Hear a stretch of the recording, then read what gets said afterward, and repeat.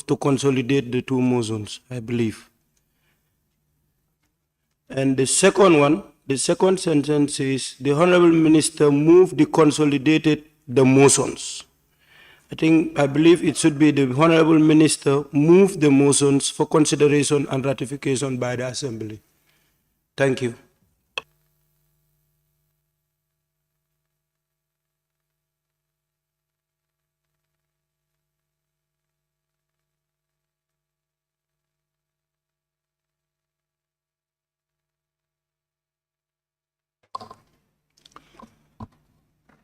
Honorable members, the first paragraph, the Honorable Speaker invited the Honorable Minister for Petroleum and Energy to move the two motions, correct?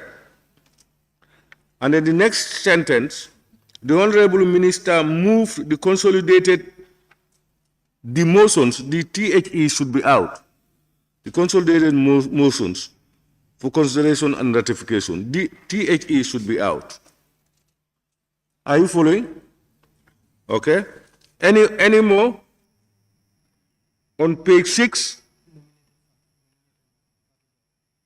Honorable nominated member Fatumata Jawara. Thank you, Honorable Speaker. Page 6, under where we have the seconder of the motion, Honorable Lamin J. Sane for Birkama South seconded the motion and participate in the debate. For consistency purpose, I think it should be took part in the debate. Again, on the ensuing debate where we have number 2, the member for Latrikunda, Sabiji, it should be L-A-T-R-I instead of L-A-T-E-R-I, sorry. The first one is Honorable Lamin Gesane, member for Brikama South, seconded the motion and participated in the debate. And you said it should be and took part in the debate. Am I right?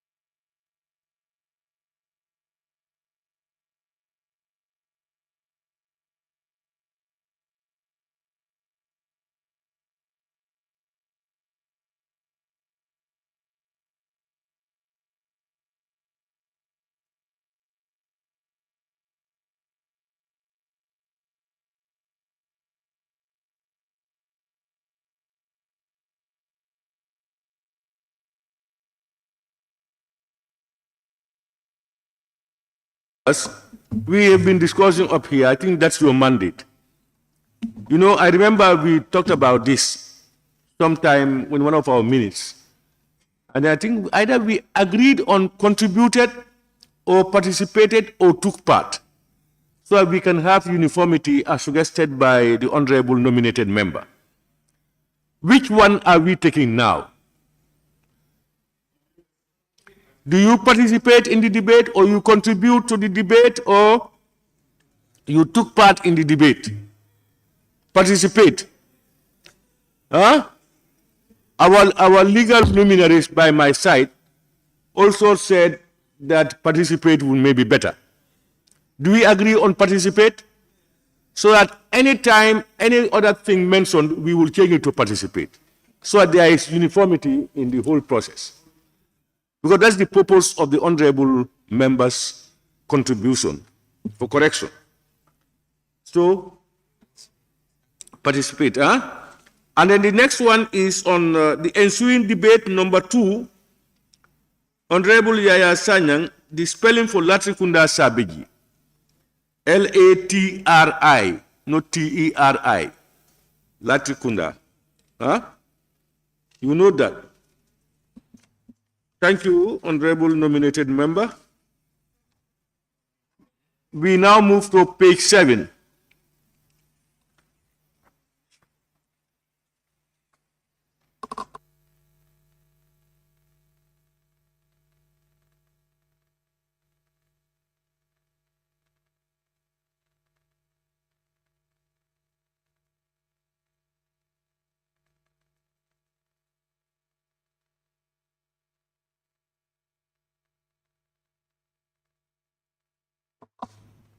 Okay, nothing on page 7. We move to page 8, which is the last bit.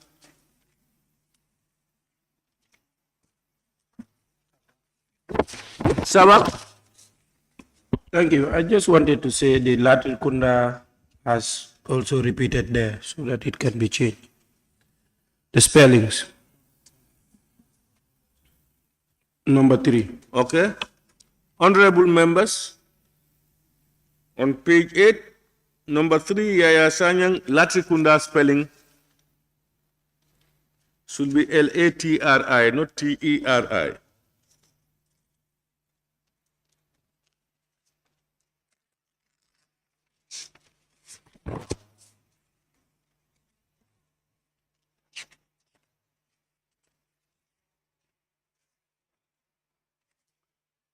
No more on page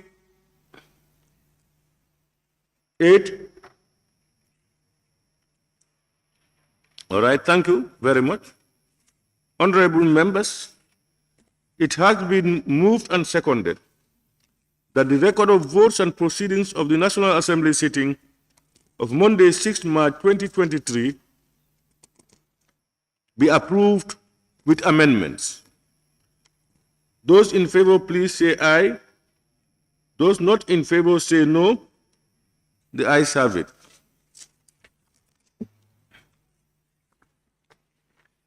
Clerk, can we continue? Laying of papers and report. Report of the Standing Committee on Public Enterprises on the State-Owned Enterprises Bill 2022 by the Honorable Chairperson of the committee.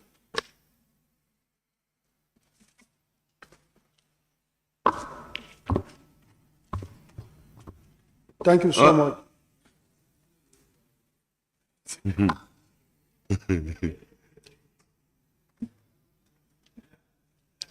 Honorable Chairperson, let me invite you to take the floor.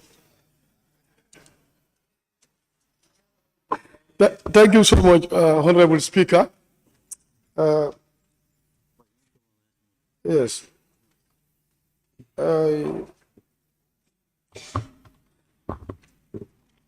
Honorable members, before us we have the report of the Public Enterprise Committee on the State-Owned Enterprise Bill 2022. I will take you through the bill. You come to page 1, page 2, where you have the content of the report. Page 3, no need to go through, that's the composition of the committee, the subject matter specialists and support staffs.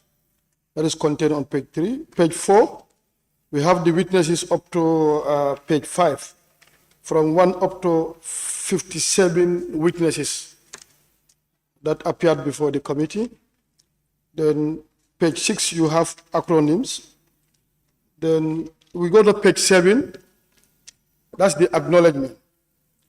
The Public Enterprise Committee of the 6th Legislature wishes to register its appreciation to the Office of the Clerk of the National Assembly for providing the support staff who gave their best during the entire review process of the bill and prepare a draft report of the committee.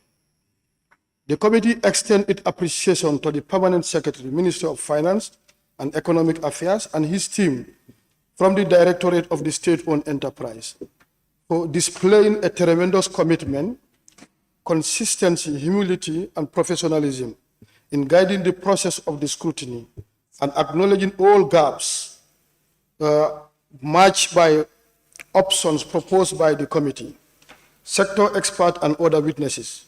Similarly, the committee is appreciative to all the witnesses who took their valuable time to scrutinize the bill, part by part, clause by clause, appearing before the committee to give their opinion and recommendation.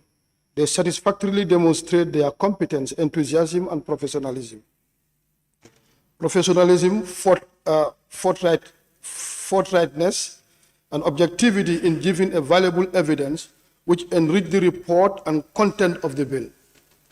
Finally, the committee wishes to extend to all the honorable members for demonstrating a high sense of commitment, dedication throughout the process. Page 8, you have the introduction. the bill entitled State-Owned Enterprise Bill 2022 was introduced to the 6th legislature of the Second Republic during the 4th ordinary session of the 2022 legislative year. As enshrined in the standing orders of the National Assembly, on the second reading of the bill dated 19 December 2022, honorable members debated on the merit and the principle of the bill. After the debate, the bill was read a second time and it was referred to the Assembly Business Committee for committal to a relevant committee or committees as dictated by the Standing Order 68. The Assembly Business Committee referred the bill to PEC for scrutiny and report back on its findings to the Assembly. The committee convened its initial meeting on the 16th January 2022 to strategize and identify the way forward to fulfill its mandate and as prescribed by the Standing Order 69, which provide the procedural guidelines on scrutinizing a bill referred to a committee. As a matter of best practice, the committee considered it prudent to call the mover of the bill and the team as the first witnesses to provide evidence and clarify issues raised on the bill. The committee, together with the ministry, also identified sector experts who also reviewed and gave their view and opinion on the bill. The committee also took note of the acts governing SOEs in our jurisdiction, in other jurisdictions, for comparative analysis. Finally, the committee invited all the commercial-oriented state-owned enterprise to give evidence and provide position paper on subject matter. This report indicates the mandate of the committee and provide a summary of evidence gathered from the witnesses and indicate all the proposals for amendment, clause by clause, for approval or otherwise at the consideration stage of the Assembly. The mandate of the committee. In accordance with the Standing Order 69, the mandate of the committee is as follows. A, identify witness, hold proceedings, and gather evidence on the clauses of the bill. Record the opinion of the committee on each clause of the bill, focusing on any proposed amendment. Present amendment in the order in which they stand in the bill. Present a report comprising a summary of the evidence gathered from the witnesses, the opinion of the committee on the clauses of the bill, and the amendment proposed as incorporated. Methodology. The committee adopted the following methods to gather evidence. Call witnesses to testify. Call for submission of written evidence and position paper. Convene meeting to rationalize and harmonize proposal for amendment. Convene meeting to validate the bill with its proposed amendment. Proceedings. The committee rely on the testimony of witnesses to review the detail of the bill clause by clause, taking due notice of any input aimed at adding value to the content of the bill. Cross-references were made to ensure that the content of the bill was brought in conformity with the 1997 Constitution of the Republic, the Public Enterprise Act 1993, and the Public Finance Act 2014. Summary of evidence. The SOE bill has 8 parts and 125 clauses. The object of the bill is to enhance the performance of the state-owned enterprise through improved corporate governance and financial oversight. Its objective is to establish a state-owned enterprise commission to enable the establishment of a state-owned enterprise, to make provisions for the efficient governance of state-owned enterprises and monitoring of their performance, to making provisions for restructuring of state-owned enterprises, to provide for appointment of board of state-owned enterprises, to define their powers, duties, and functions, improve efficiency and profitability, and to make provisions for connected matters. The bill has taken cognizance of the fact that SOEs in the Gambia have been characterized by major weaknesses in the area of governance, lack of profitability, low quality service delivery, inefficient internal structure, and inadequate oversight. In the light of above, the bill seeks to improve the performance of the SOEs, to improve their financial viability by reducing physical risk, strengthen the monitoring and oversight of SOE, and enforce effective corporate governance and accountability mechanism. The factors which necessitate the proposed establishment of an SOE commission have been fully explored and deliberated on as incorporated in Part 2 and Part 3 of the bill. The monitoring and regulatory role of the commission, as well as the policy implication and desired outcome, are clearly embedded in Part 2 of the bill, which define the powers and functions of the commission. Part 4 and 5 cover the establishment and composition of SOEs and their board respectively.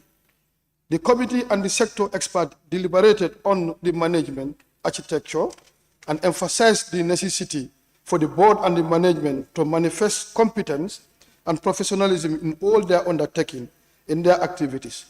Concerns on how to prevent political interference and probable way of protecting the commission members and the various board of state-owned enterprise from undue political interference. The performance of their duties was highly discussed. Finally, the commission is intended to be a monitoring and regulatory body overseeing the proper operations of the SOEs through improved corporate governance and financial oversight. We now go to the scrutiny, evidence, consideration, and advice or recommendations. I think this is actually what has taken. Part 1, preliminary. Clause 2, evidence. The committee noticed the absence of the following key concepts connected to the bill under the interpretation clause. That is 1, the commercial SOEs and public service obligation. Consideration, the ministry concurred and undertook to include the interpretation of the above mentioned term in the bill, incorporating the proposed amendment as recommendation for adoption by the Assembly.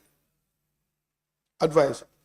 It is proposed that clause 2 with amendment as prescribed, as presented in the clean copy of the bill, incorporating all amendments, stand part of the bill. Clause 3, evidence. Both the committee and the ministry agree that the bill would be regulating the 13 state-owned enterprises and does not cover all the rest of the public enterprises. Consideration.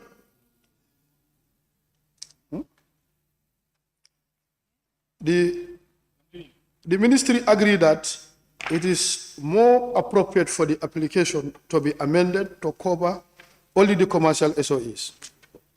Advice, as usual, it is proposed that clause 3 with amendment as presented in the clean copy of the bill, incorporating all the amendments, stand part of the bill.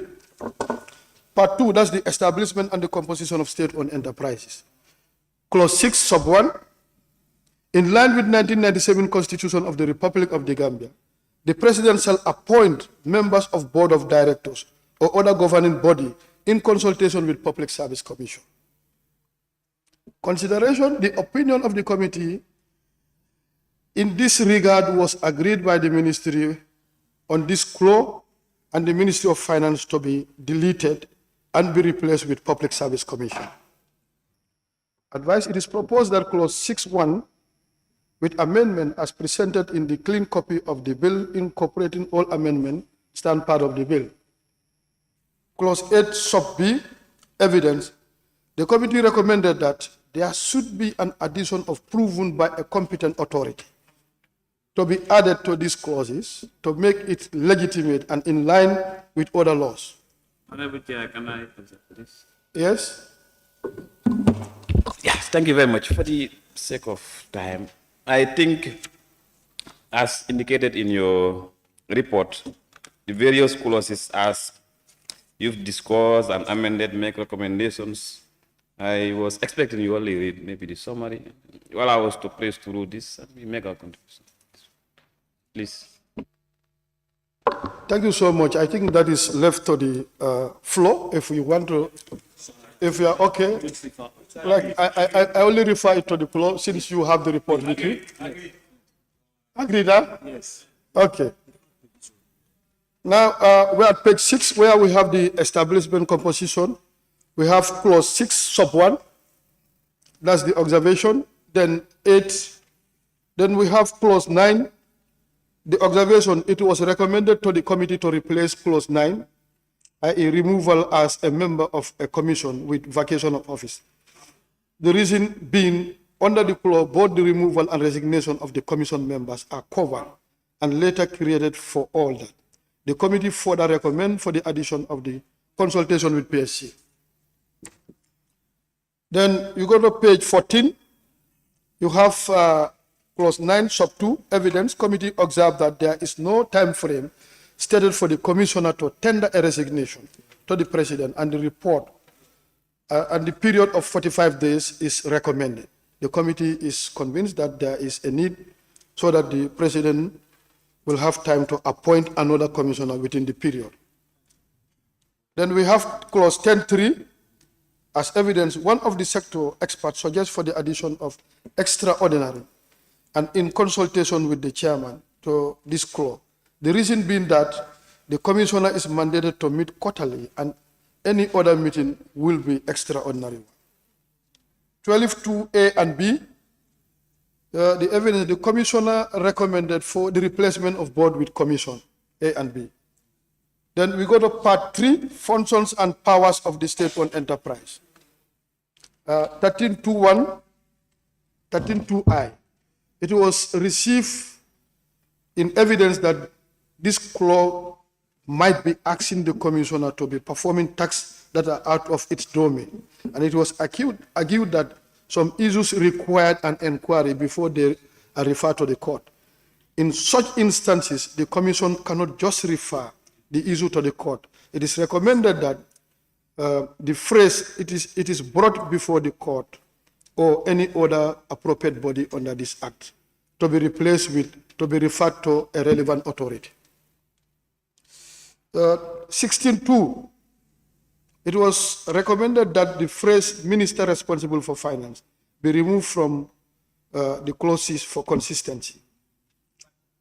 19.2, the committee recommend to the drafters from the Ministry of Justice to redraft the subclause. Part 4, establishment, composition, and functions of the state-owned enterprise.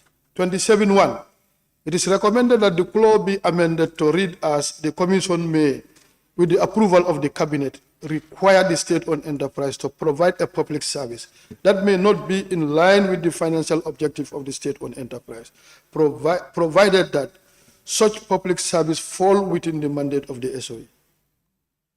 31.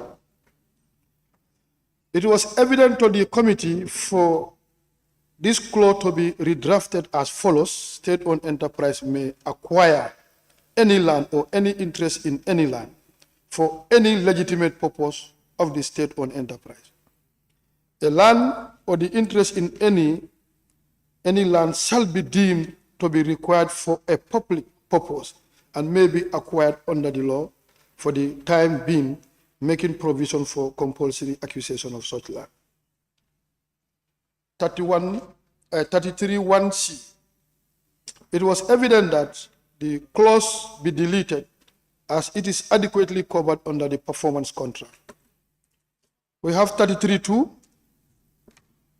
Evidence. The committee proposed the word shall be replaced with may and add at the time after 3 years in the clause.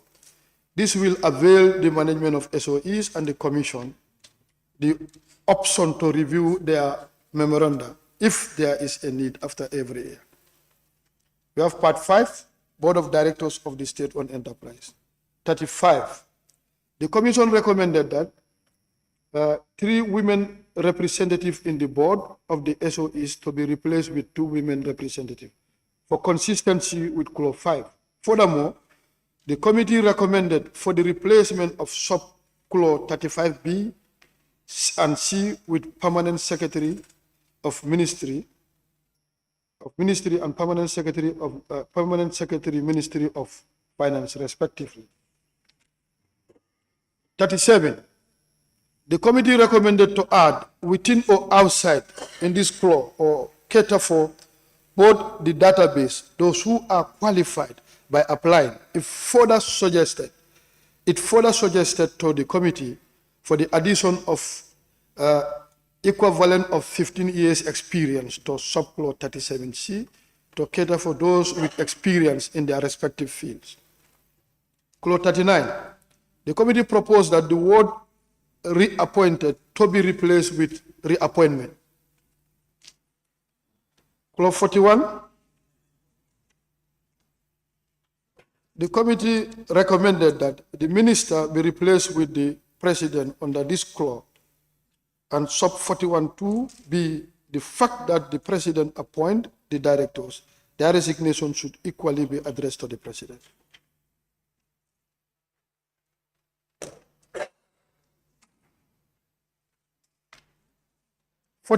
Evidence.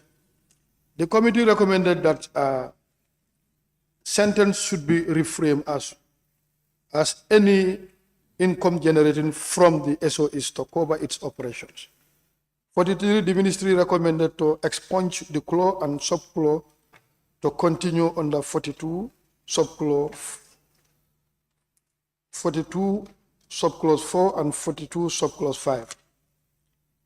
44, it was received in evidence that the phrase or any other clause in this clause is vague, and it was further recommended that the phrase be deleted and the addition of in consultation with PSC. 55, the committee recommended to the legal team from Ministry of Justice to add subclause to address the issue of quorum and voting for a conflict director under the clause. Part 6, financial provisions. 61A, it was received in evidence that the term governance is more commonly used than bylaws. In this regard, it was recommended that the term bylaw to be replaced with governance. 66, both the committee and the ministry agreed to expunge this clause. This is due to the fact that the CEO is part of the composition of the board.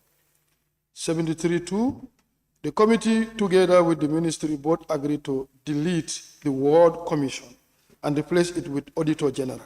This is in line with the 1997 Constitution of the Republic of the Gambia. 74, the committee recommended that National Assembly should be deleted from the clause and the word and be replaced with true. 75, in line with Section 175 of the 1997 Constitution of the Republic of the Gambia, the Commission recommended for the replacement of before with after and with true in the clause. 77, the committee proposed for the inclusion of GPPA procurement compliance report for the assessment of procurement compliance. 79.1, the committee recommended for the replacement of the phrase with the prior approval of the commission in the clause with the phrase by the commission. 81, the committee recommended for the definition of recapitalization under the clause.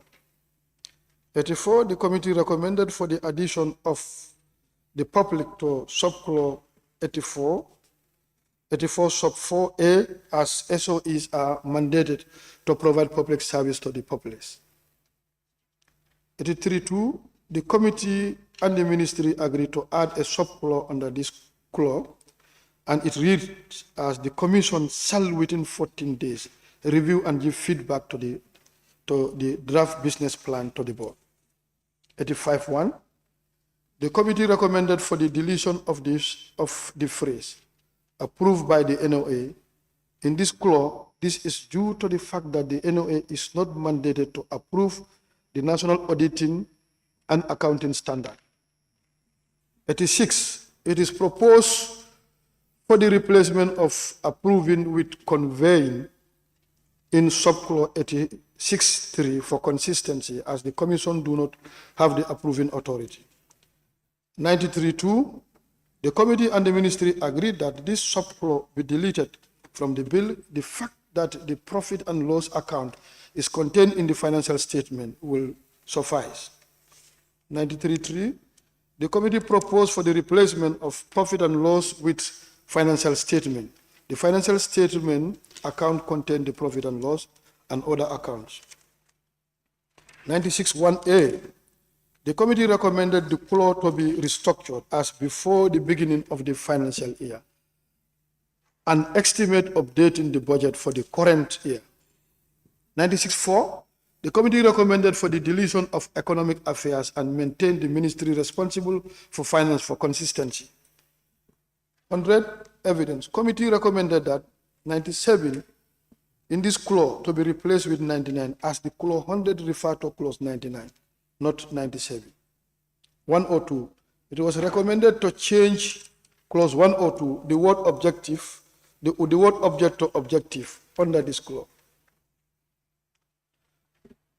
Part 7, prohibited activities. 109, it was agreed by both the committee and the ministry to restructure this clause to read as a person shall not serve as a member of more than one board at any given time. 110, the ministry recommended to the committee to rephrase 110 as director of board shall not accept in respect of any transaction involving the state-owned enterprise to apply to subclause 110A and B. 112 for recommendation. 112 is recommended for redrafting by the Ministry of Justice. Clause 115, sub 1A, it was recommended by one of the sector experts that the phrase, any reasonable belief, in the clause to be replaced by the word verify.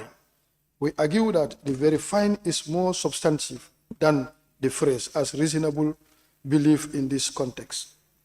116, it was agreed that both the committee and the ministry to amend the clause to read as the public service committee established under subsection 175 sub 4 of the Constitution shall continue to monitor the operation of the state-owned enterprise.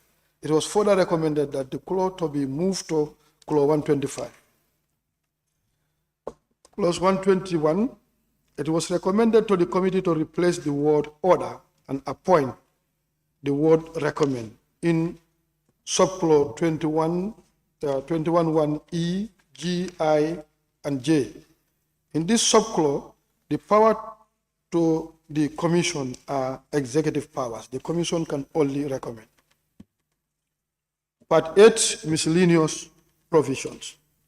The committee proposed 117. The committee proposed for replacement of guilt with commit as the law provides that a person is innocent unless proven guilty by a court. 121.3, for consistency with this act, the committee recommended the addition of phrase subject to or in addition to section 44. To this clause, it was further recommended to move this clause to clause 44. 121, the committee recommended for the deletion of this subclause. 124, the committee recommended to the legal team to redraft the clause. 125, the ministry recommend to expunge subclause 25.1 and subclause 25.3 as the bill only cover the commercial state-owned enterprise. Therefore, it cannot repeal the Public Enterprise Act and Finance Regulatory 2016. Honorable Speaker, with this remark, I beg to move.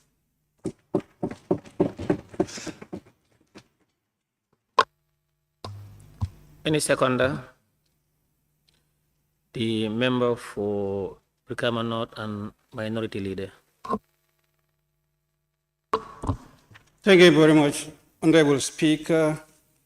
I stand to second the motion and also to add my voice to the motion raised by the Chairperson of the Public Enterprise Committee.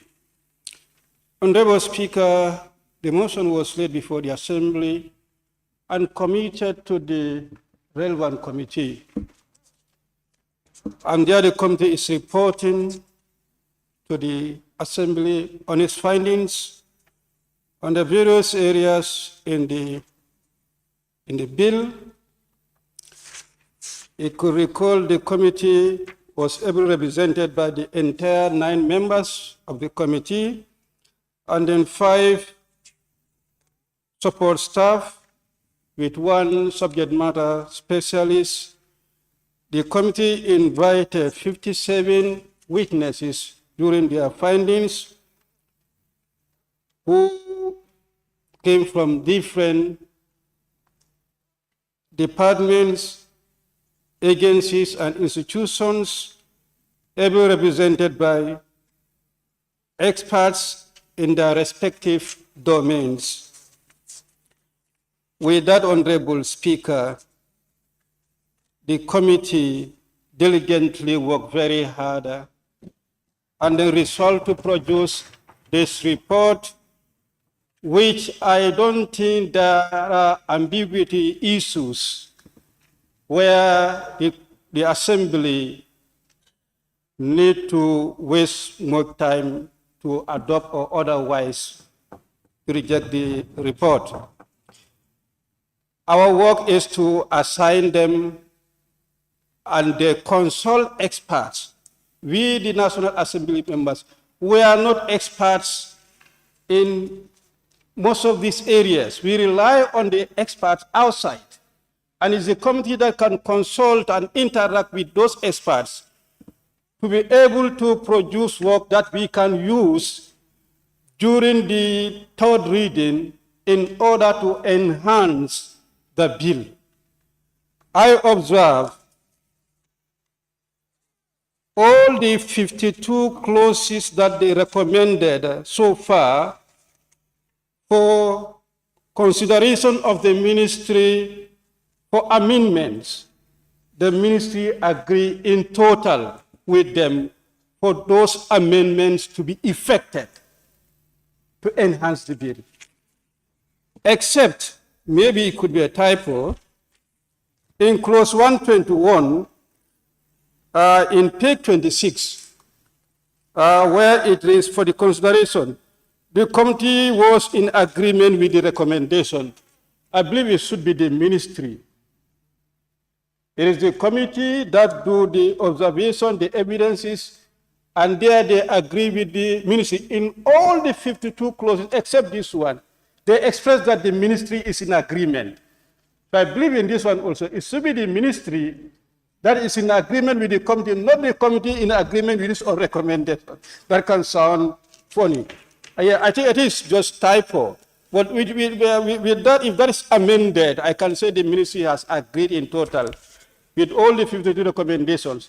So if that happens and we just adopt at the stage of the third reading, this will make our work very easy.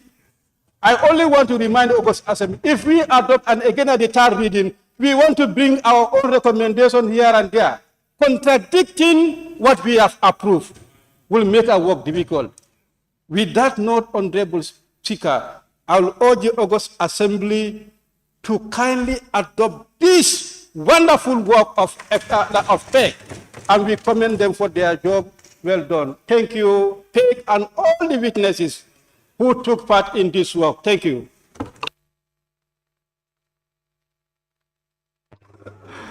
Thank you, the member for Brikama North and Minority Leader. I've also, you want to contradict yourself. When he made his submission, there was unanimous in agreement with him, and now I'm seeing tax up. Are you contradicting yourself? Anyway, I now put the questions. It has been moved and seconded that this Honorable Assembly do consider the report of the Standing Committee on Public Enterprises on the State-Owned Enterprises Bill 2022. Those in favor, please say aye. Those not in favor, please say no. The ayes have it. Any honorable member who wishes to take part in the debate may do so by show of constituency tag to catch my eye. The member for Bakau. Thank you very much, Honorable Speaker. I just wanted to give my blessings to the proposal made by the minority leader for Combo North, Honorable Alaji Estavo. Brikama North, sorry. Brikama North, thank you. The member, thank you. The member for Latikunda Sabiji. Thank you very much, Honorable Speaker, for giving me the floor. And I thank Honorable Member for Brikama South for the wonderful presentation. Huh? Yeah. Okay.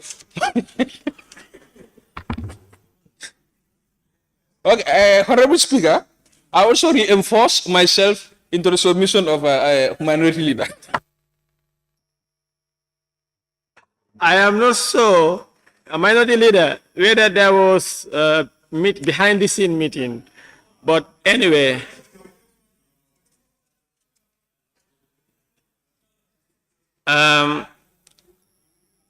That means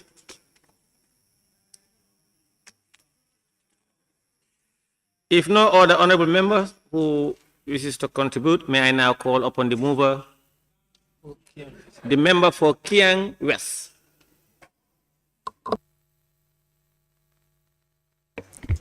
Honorable Speaker, thank you very much for giving me the opportunity to contribute in this important deliberation. First, I would love to thank the Honorable Member for Brikama South for giving us such a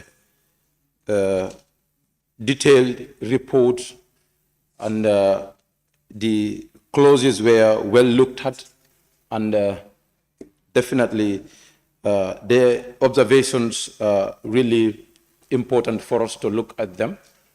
It is important that we acknowledge the good job that has been done by the committee, but then it's important we also critically look at the document and see whether definitely this is a progressive bill, and the recommendations and the amendments that they've proposed will definitely have an impact on the document.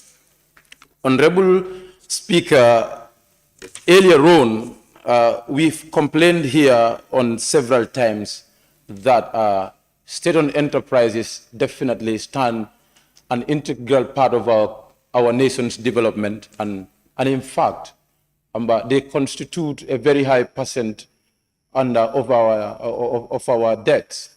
So therefore, it is quite important that we look at the structures of these enterprises when it comes to the corporate governance, when it comes to the oversight functions, and as well as the communications between state-owned enterprises. There are reporting lines from the state-owned enterprises to the Ministry of Finance, through the State SOE Directorate, and to the Parliament. And this is quite important. But what makes it more important is that the State-owned Enterprise Directorate at the Ministry of Finance, who championed this exercise and were definitely very compliant and very respectful, and has definitely demonstrated high sense of efficiency and ethical as far as this exercise is concerned. And it is important that we acknowledge, their compliance during our exercise with them. And to be quite frank with you, and even the witnesses, the state-owned enterprises, even the managing directors of various state-owned enterprises have come and definitely deliberated very well, and they've accepted the amendments, and they've all agreed that it is important we restructure the state-owned enterprises, because state-owned enterprises, when it comes to the recruitment, and they provide a high percentage of national recruitment, and you come to, which is a core mandate of a state-owned enterprise, and as well the service delivery, like enterprises like Nawek. If you look at the services of water and the service of electricity, in fact, these are not basic needs. These are natural rights of every human being. So if a state-owned enterprise is managing that, it is better we look at them very well in order to avoid political interference, which has been an order of the day previously. And we believe this bill will try to address that. When we say political interference, for there to be a directive to say this money to be taken there, and for another appointments which are not definitely on the interest of the country. So I think, Honorable Speaker, this job is really great, and I think it will pave the way for every other I think it will pave the way for every other committee to do the right job. I know the committee's job is definitely a good job, but it's important we look at these things very well and see whether what the committee has done is what is really going to work for the country and for the state-owned enterprises. But then I have stand up definitely to give my voice to definitely highlight that core. Members are definitely impressed with what has been done. But isn't it quite important that we look at some of these provisions, because there was a provision which talks about the appointment of the board members and the managing directors. And we have most critical clauses which definitely needs to be looked at very well. But then I appreciate that it's our committee that all the members unanimously agree that this was a great job. But then it's important for us to look at them very well and ensure that we put up a law that is progressive, a law that is going to help our country, that is going to eradicate corruption, that is going to strengthen corporate governance to ensure that there is little or no political interference when it comes to the management of the state-owned enterprise. That's my contribution as an independent member from my constituency, Honorable Speaker. Thank you very much. Thank you, Member for Kiang West. May I now call on the mover of the report to respond if there are any, and to wind up the debate. Thank you very much, Honorable Speaker. I know we only have an issue that has been raised by the member for Brikama North and the minority leader with respect to Clause 121 in the consideration where we said the committee was in agreement. I think this was an error, it was an oversight. We find it difficult. It should be the ministry.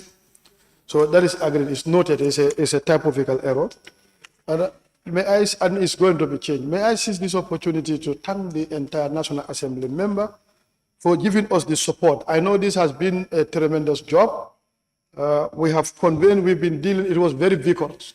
Like if you look at the number of witnesses that have been invited, up to 157 people.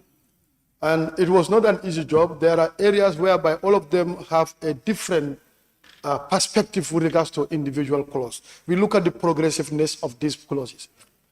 It was not easy, but it was a learning moment for us because these are sector experts, because we have invited individual sector experts and even the PEs themselves.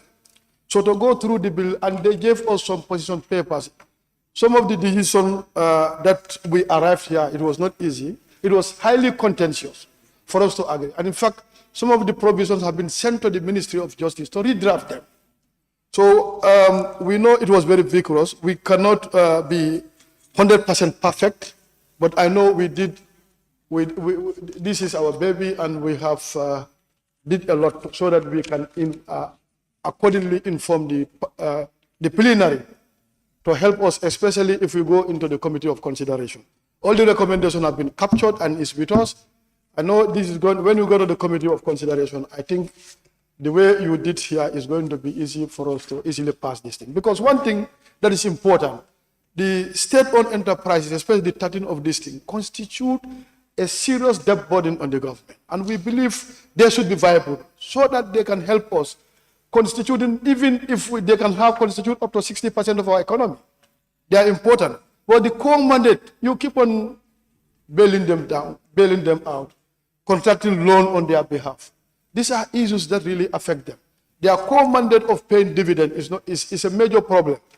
But thank God, even the 2023 budget, we have 360 million that is coming as a dividend from the state-owned enterprise. Primarily coming from the central bank, 150 million. You have GPA, 100 million, and GNPC, 10 million. So if you add, it's 360 million that they are contributing. And in fact, with the passing of this bill, there is going to be a dividend policy that you must perform. And this performance contract that has been going on, and almost all of them are going to sign the performance contract. So I believe we need to help them, to put them on a firm footing, to make sure that the purpose of their establishment, pay dividend to the citizenry. So on that note, I thank you for your cooperation and encouragement. So I want to believe that if we add the committee of consideration, that is going to be on the 20th, you are going to comply as usual. Remember, this information, we gather it from sector experts who are overwhelmed with a lot of experience. So even us, we learn a lot. And I believe you will also learn among us. On that note, I thank you, I thank you so much.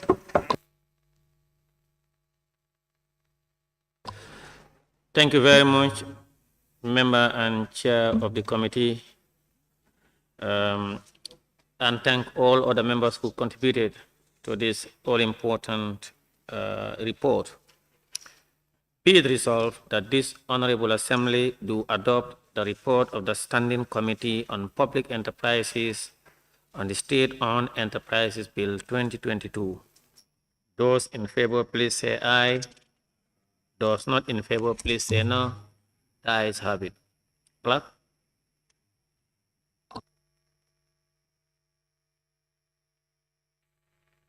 Thank you.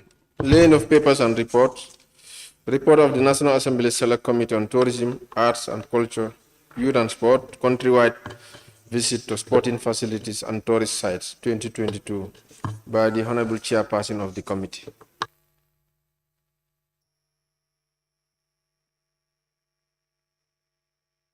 Chair. Thank you, Honorable Speaker, for giving me the opportunity to present the report on behalf of the Select Committee. The report of the Select Committee on Tourism, Arts and Culture, Youth and Sports on the visit to sporting facilities and tourism sites across the country from the 17th to the 25th October 2022. Going through the report, looking at the contents, well, I believe all of you have the copies. So looking at the contents, you go to acknowledgement. The honorable members of the Select Committee on Tourism, Arts, Culture, Youth and Sport wish to express their profound appreciation for the warm reception accorded to the team by all officials during the oversight visit. We thank the Ministries of Tourism, Arts, Tourism and Culture, Youth and Sport, and all the tour guides we met during the visit. We extend our sincere appreciation to the Office of the Clerk for the support and the staff of the National Assembly in facilitating this engagement. Looking at the membership, that is the members of the committee. We have 7 members who was on this tour, and there are other 5 members who were absent based on reasons. And the members who were absent based on reasons was an oversight. It was not reflect. It doesn't reflect on the report, but I can easily go through them. That is Honorable C.D.S. Kenjai, that is Deputy Speaker, who is a member of this Select Committee. Honorable Alaji S. Dabo, the Minority Leader, who is also a member of this committee. Honorable Maimuna Sise is a member of this committee. Honorable Asan Toure is a member of this committee. Honorable Sini Jawara is also a member of this committee. But on unforeseen circumstances, they could not make it to this trip. The support staff also, you have them, and there was one omission, that is the Deputy Permanent Secretary, that is Lamin A. Kamara, who was also with the team on this tour visit. The introduction. The Select Committee on Tourism, Arts, Culture, Youth and Sport conducted a 9-day visit to selected sport facilities and tourism centers to get first-hand information on the grounds at both the level of the facilities and also to understand the status of the damage at these cultural heritages and facilities. The purpose of the visit is in fulfillment with the committee's statutory mandate in accordance with Section 109, Subsection 2B of the Constitution of the Republic of the Gambia and Clause 97(1) and 2B of the revised standing order of the National Assembly to perform oversight on the institutions under the purview. The tour groups comprises of the honorable members of the committee, support staff, officials from the 2 ministries, and tour guides working for NCAC. You have the objectives. The overall objectives of the tour was to gather first-hand information and facts on all sectors and facilitate under the preview to better understand issues in addressing the challenges faced by them. The methodologies used during the tour was for observations, site visits and inspections, photography, and question and answers.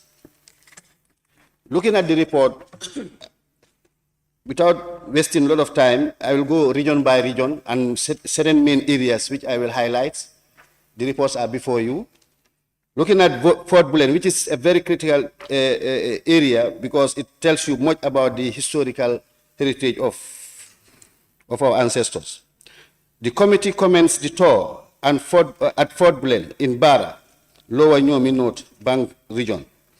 In his statement, the chairman of the committee informed the officials of the site that the committee is on a countrywide tour on tourism sites and sporting facilities.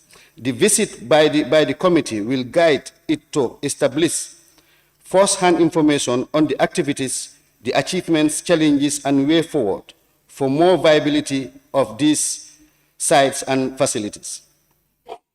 Salma Sar, a tour guide, on her part, indicated that Fort Bullen was built in 1826 by the British colony.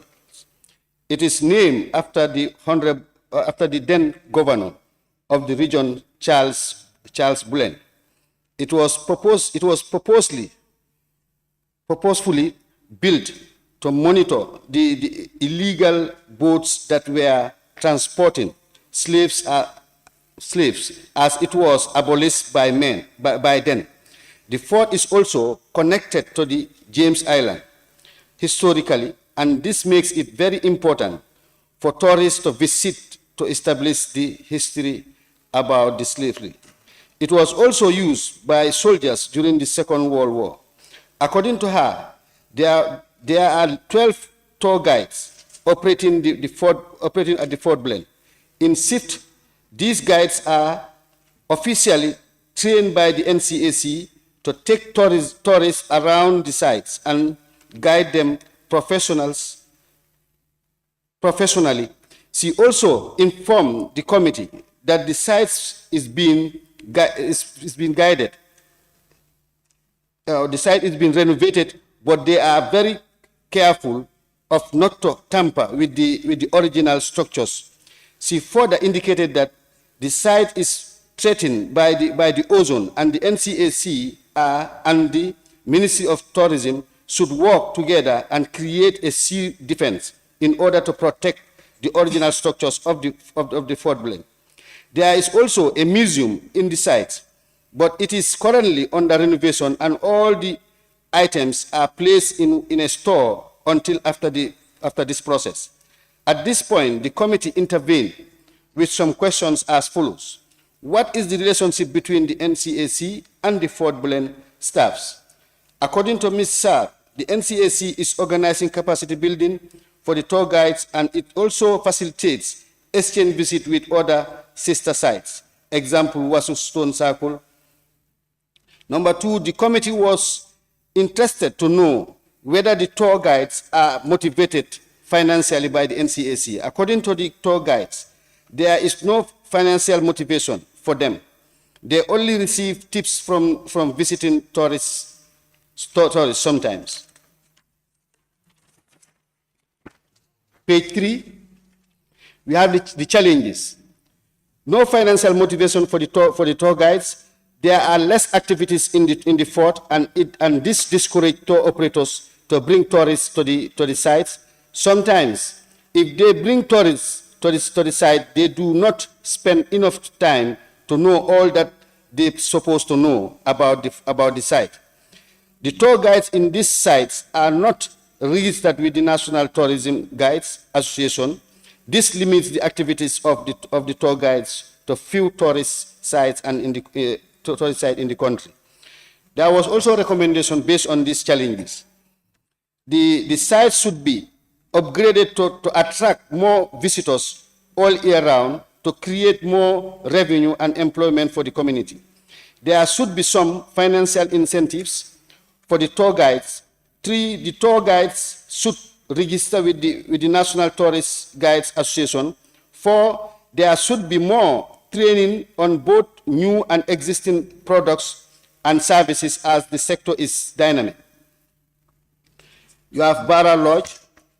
You can go to Albreda, which is very important for members also to know.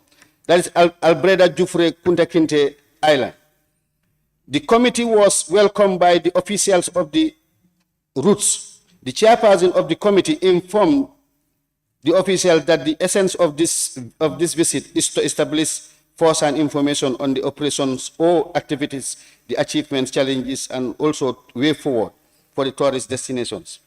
On his part, the PRO of the tour guides informed the committee that this tourist destination is currently operated by 4 staffs and 10 tour guides. Tourists are usually welcome to the reception of the destination. Then they are briefed about the history of the place before visiting the Kunta Kinte Island.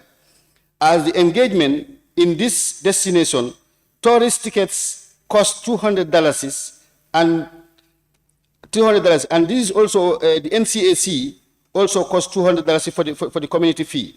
The Kinte family at the end of each year have share from this money. That is the NCAC, they will charge $200, and that is for the NCAC, another $200 for the community. At the end of every year, from this subvention or charges they charge is where they will pay the tour guides, is where also they will also pay the 2 alcalos from Jufre and Albreda, and also try to see where they can adjust based on their facilities they have within the premises. The tour guides are also paid salaries from these revenues during the tourist season. During the COVID-19 period, the tour guides were not paid salaries, but rather paid honorarium or allowances every 4 or 5 months, which was also an issue and frustrated. The Kunta Kinte Island, according to tour guides, the Kunta Kinte Island is 3.5 kilometers away from Jufre Albreda community. It is 300 kilometers away from the mouth of the River Gambia. More than half of the island is already lost to the ozone, according to the guides. The site is also officially recognized as a World Heritage Site by the UNESCO. This island during the slaves trade was the point where all slaves around the Gambia were gathered for 2 to 3 weeks before finally transported to the west. Slaves were inhumanly treated in the island during their stay there before being transported. Discussions. 1. How many tourists do you receive during this period or during the tourist period? According to the guides, they receive on average 50 visitors per day. When the cruise boats were operational from Banjul, we used to receive about 100 tourists per day during peak periods. 2. How are the revenue collected, spent? The tour guides are paid from these funds. The Kunta Kinte family do have a share from this fund, and at the end of this season, the 2 alcalos are also paid from this fund. Page 5. Paid from this fund monthly from the funds, and part of this money is plunged back to the community. That is other development areas which they feel is necessary to be adjusted.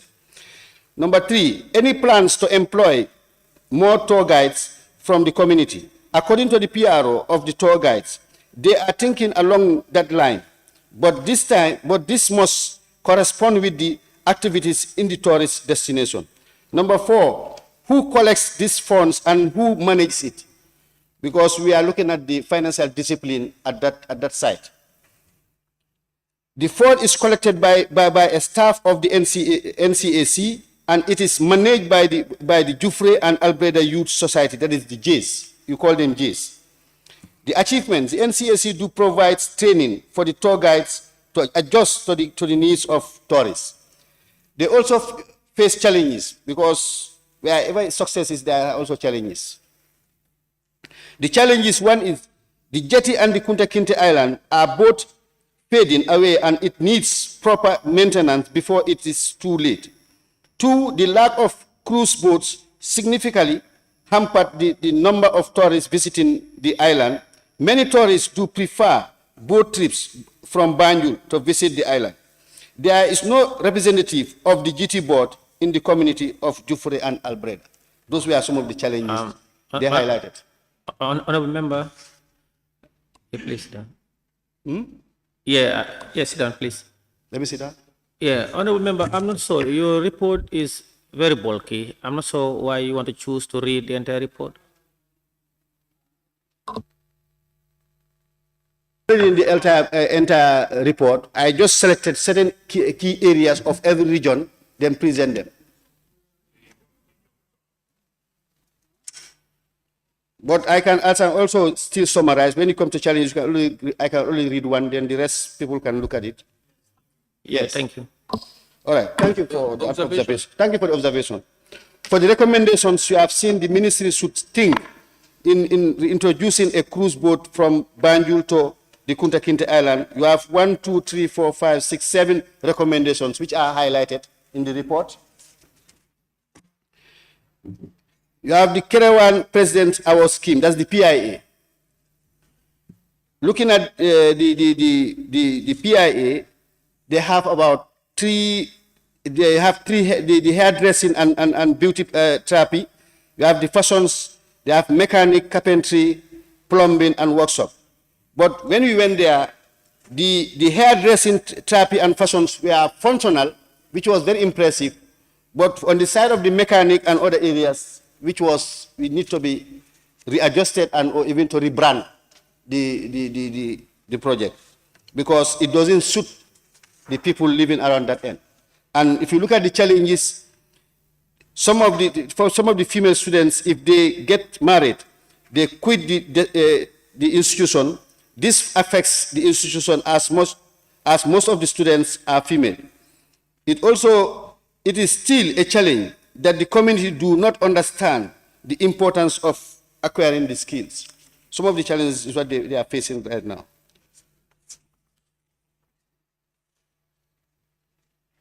You go to Shanghai, the GSI, which is an important area on the Ministry of Youth and Sport. Mr. Lamin A. Kamara, Deputy Permanent Secretary, Minister of Youth and Sport, and the focal person of the project, welcomed the committee to Chairman, North Bank Region. Mr. Kamara, in his presentation, gave a brief background of the project and the challenges it's facing. Some of the challenges he mentioned were in human resources and financial resources. And when we went through all around the projects, we find out there were challenges, but also the areas they are interventing or they are performing is that the center provides the following training. That is the agroforestry, the animal production, ruminants, vegetable market garden, crop production, and poultry. These are the 6 the center is providing or training.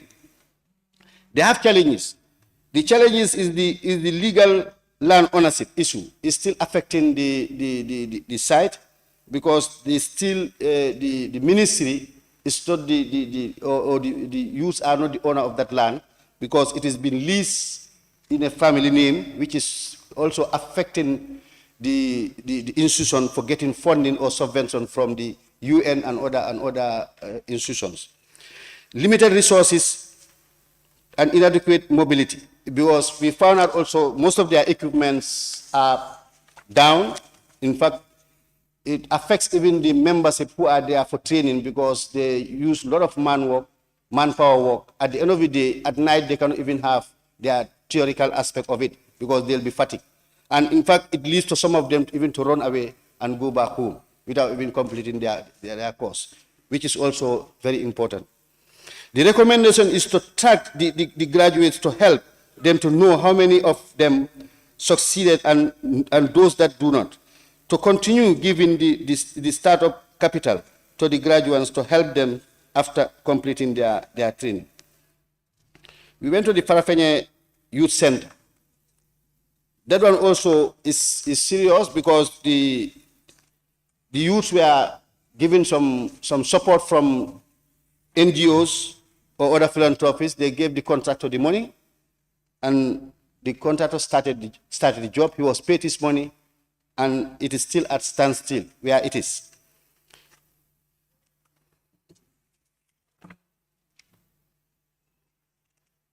You have Kauru Mini Stadium, the Kauru Youth Center, the Kerbach Stone Circle. You have the Wasu Stone Circle. According to the site manager, because the Wasu and the Kerbach, they are the same. According to the site manager, this stone circle is recognized by UNESCO as a World Heritage Center. This is also because of the unique stone recognized as the tallest at 2.9 meters. The site has a museum and some offices. Currently, there are 4 staffs in the site and some tour guides. NCAC have trained some youths in the community who are serving as tour guides. Schools within the community are also engaged on the activities of this site. The president of the Senegambia Tour Guides Association informed the committee that more training are needed for both the full-time staffs and the tour guides. The involvement of the community more should be a priority as the indigenous who can take ownership of the site. They should be engaged more to know the history and the activities of the place.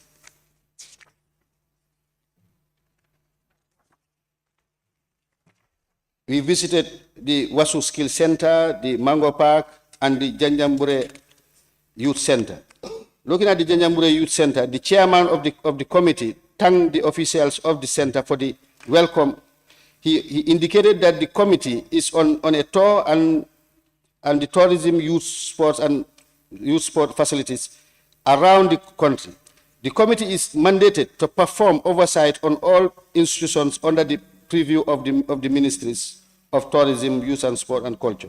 In this regard, the committee wanted to establish first-hand information as achievements, challenges, and provide way forward.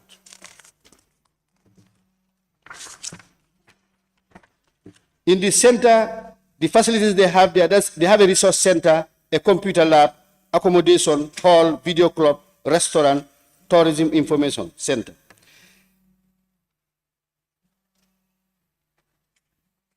A representative on behalf of the Tour Guides Association informed the committee that the Janjambure is tourist destination. The association consists of 30 young people and it is locally registered. Members of the associations are all trained on tourist guiding. Tourists visit the island through tour operators who do not or do directly booking with us. Some of the challenges of the associations are the National Association of Tourism Tourist Guides do not want to cooperate with the Janjambure tour guides when they visit the island. That is, they do not surrender tourists to the local guides who are vast with the history of the town. The Janjambure Tourist Guide Association, after their training on tourist guides, applied for license, and now for more than a year, these licenses are not been issued up to now. That's a concern to them because they are not even recognized. That's why when tour guides travel with tourists to Janjambure, they refuse to hand over those tourists to the local guides. That's an issue to them, and it's a problem. It needs to be addressed. You have the Fulabantam Mini Stadium. The Fulabantam Mini Stadium also is, I think, looking at the past reports here from the minister, those are some of the projects which was being sponsored by the ministry, and some of them are failed one because the contractors were given these monies and still now they could not deliver. And we engaged the minister. By then he said they have taken decision because they have engaged the contractor several times, and he's adamant to completing the project, and they have forwarded a matter to the Minister of Justice for an advice. And I think presently they are about to forward the matter to the courts for arbitration. Bantan Youth Center. They have challenges, and also you go to Diabugu Mini Stadium.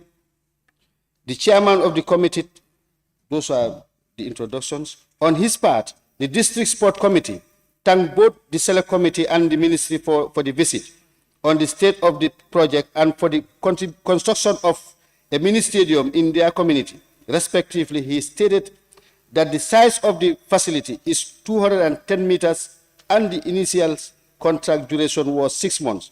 But some of the facilities to be embedded in the facilities are a perimeter fence, offices, basketball and volleyball courts, a fence for the pitch.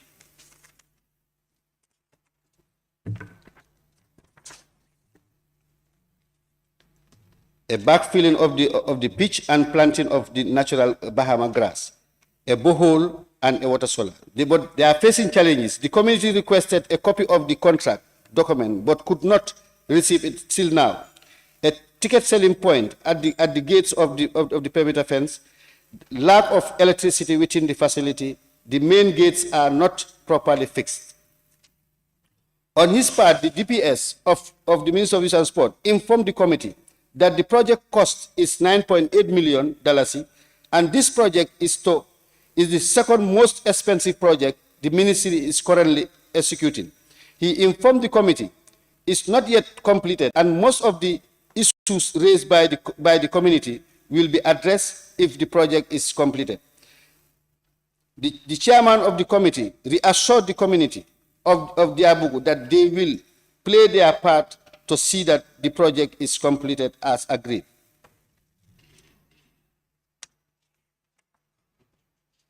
You go to Basse Youth Center,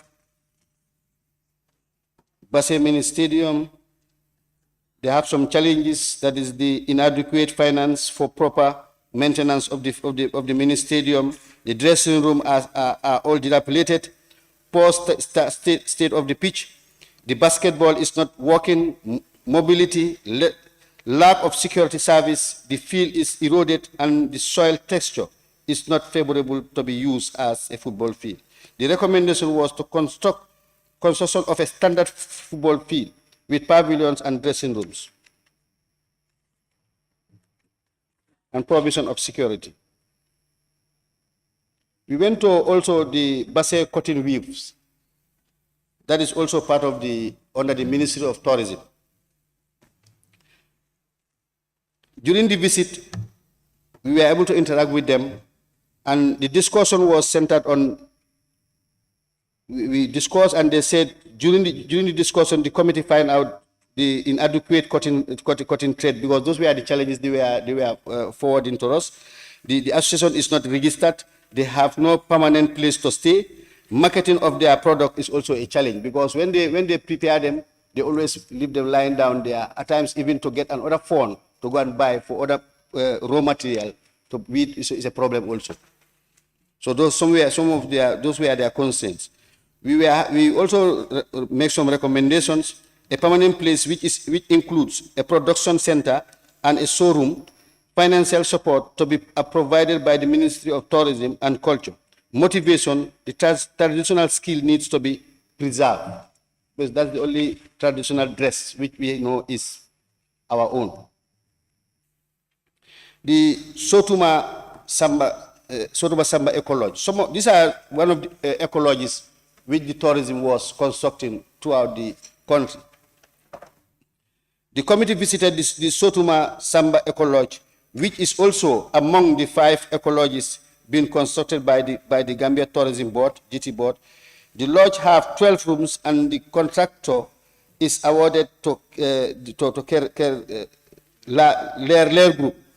The committee also find out that the construction is ongoing, meaning the contract is not yet completed after the expiration of the contract duration. We went there, the contract duration elapsed, but we find out the job was ongoing, and at least the person we found there, he promised that they will complete the project, though they fail the target time, but they will also implement as they agreed based on the contract. We went to Soma Mini Stadium, the same constraints. Pakalinding, Youth Center. We went to Tendaba Camp and the Manduar Mini Stadium, which is also part of the stadiums which the ministry was also constructing. The Manduar Mini Stadium.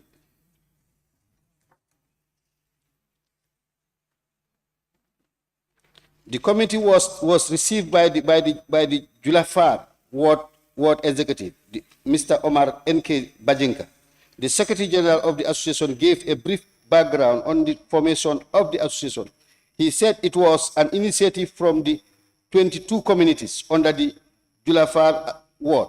And after the successful formation of the association, they deemed it necessary to meet with their elders to formalize requests for a land where they can use as a main field to play their tournaments and other sporting facilities. The elders grant them with 300 by 300 land sites. The association then approached the Ministry of Youth and Sport to help them with the mini stadium, which the minister promised and later fulfilled the funding. The association also informed the committee that since 1965, the mini stadium is the only project Kiang West ever benefited from the government. The alternative pitch they have is an open field which has no source of income for the association. They only depend on their brothers and sisters in the diaspora to fund their sporting activities. The committee, that is the contract, the committee also engaged the contractor, that is the contractor Bala Engineer, informed the committee that the total amount of the project was $7.9 million. He started the work since 2019. According to him, he submitted a master plan which includes all the relevant facilities that the stadium could have to the Ministry of Youth and Sport. However, the contract awarded to him only covers the field and a dressing room with toilets. The contract duration was 8 months, but according to him, he was having some problems with water and the place was busy. He informed the committee that he even went further in clearing the place, which was not part of the contract. He told the members that everything is finished except the grassing of the field, which is due to lack of water. Mr. Fabakar Sane thanked the committee for creating time and giving them the opportunity to share ideas regarding sport developments. He also thanked the Julafar Ward Association for the great work they are doing in developing sports within their area. But in as much they have these facilities, they also facing some challenges, that is inadequate financing, no office, no furniture in the premises, no pavilion, the perimeter fence is shut, volleyball and basketball ground is not being constructed, and the wrestling ground. We went to Kiang West National Park. Now we went to the Independence Stadium, which is a national concern, because as you know, presently we cannot host any international match at the Independence Stadium due to the dilapidated or bad condition of the stadium, which is also affecting some other countries. We went and we were received by the general manager, that is Mr. Ibu Fai. In his deliberation, he informed the committee that the stadium is the only stadium that can host international matches in the whole country. And since its inception, it was never gone under any major maintenance. The stadium was built in 1982 and has 87 staffs. The total budget for the stadium is 9 million every year, covering both salaries, operation, and development. But the stadium never received the whole 9 million subvention which is allocated to them. He informed the committee that the stadium is banned from hosting international matches due to its poor condition, and after some consultation with the page 29 with the government, they were given 10 million to renovate some of the facilities to meet up with the FIFA standard as per their recommendation. They also have a hotel which has its own manager, but under the supervision of this general manager of the stadium. As at now, the hotel is the only source of revenue they have for the stadium. Mr. Fay also told the committee that they have once requested 35 million from the government to renovate the hotel and make it a 3-star hotel. But this request has never been granted, and they believe that if they invest the 35 million in the hotel, it will save them from all the financial constraints they are facing. They are also constructing a Bella Arena for musical and other festivals. The challenges he put across was inadequate financial support, lack of general rehabilitation of the stadium. They have no wrestling ground and its sustainability. There was also some recommendation based on the challenges. The recommendations were general rehabilitations of the stadium. The government should support them with the 35 million to renovate the hotel to a 3-star hotel. You look at the KMC mini stadiums, that is Bakau, East, West, Banjai, and Center. The challenges are more or less the same because they are of the same nature. Because looking at the challenges across, some of them were facing with financial support. They don't have proper pavilions. And also, some of the stadiums were not multi-purpose stadiums because you cannot use them for any other track or whatever. So, more or less, they are all the same, facing the same constraints or challenges. We went to the football hotel and that's the training center in Olyunu. From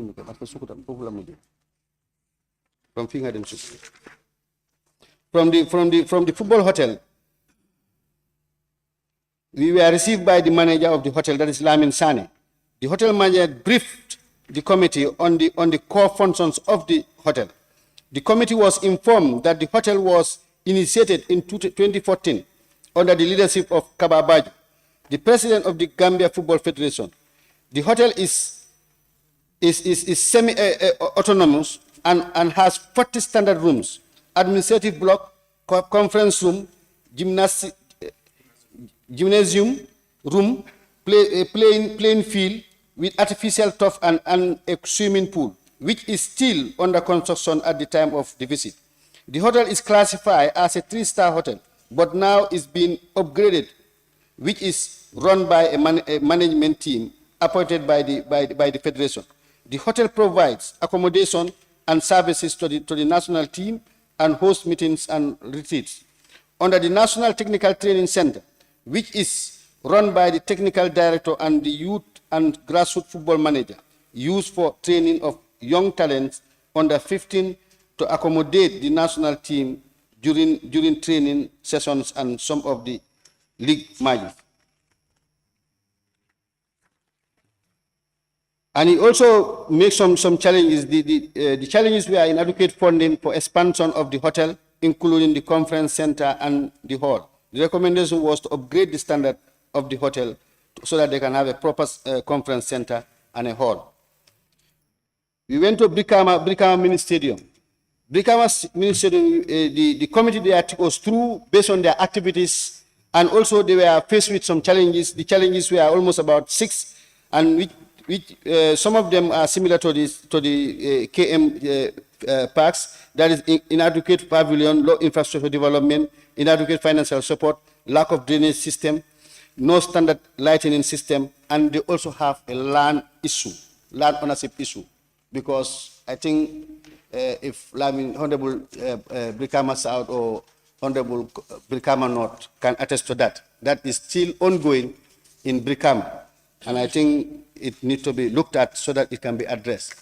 Because the Brikama, I don't know, Bolonda, I don't know what, they are claiming the football field belongs to them and they should, in fact, be benefiting proceeds from that field, which they are still looking at their level, at their community level, and see how best they can address it.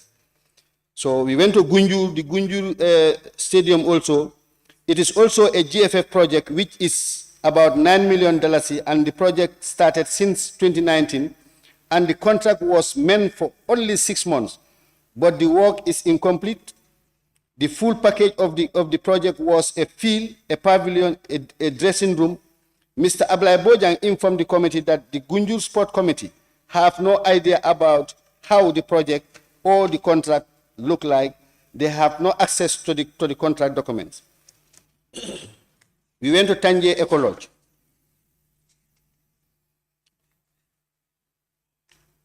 The committee was received by Mr. Zakaria Sow, the owner of the Eco Lodge. Mr. Sow expressed his appreciation and thanked the committee for being the first delegate from the government to visit him since the inception of his Eco Lodge.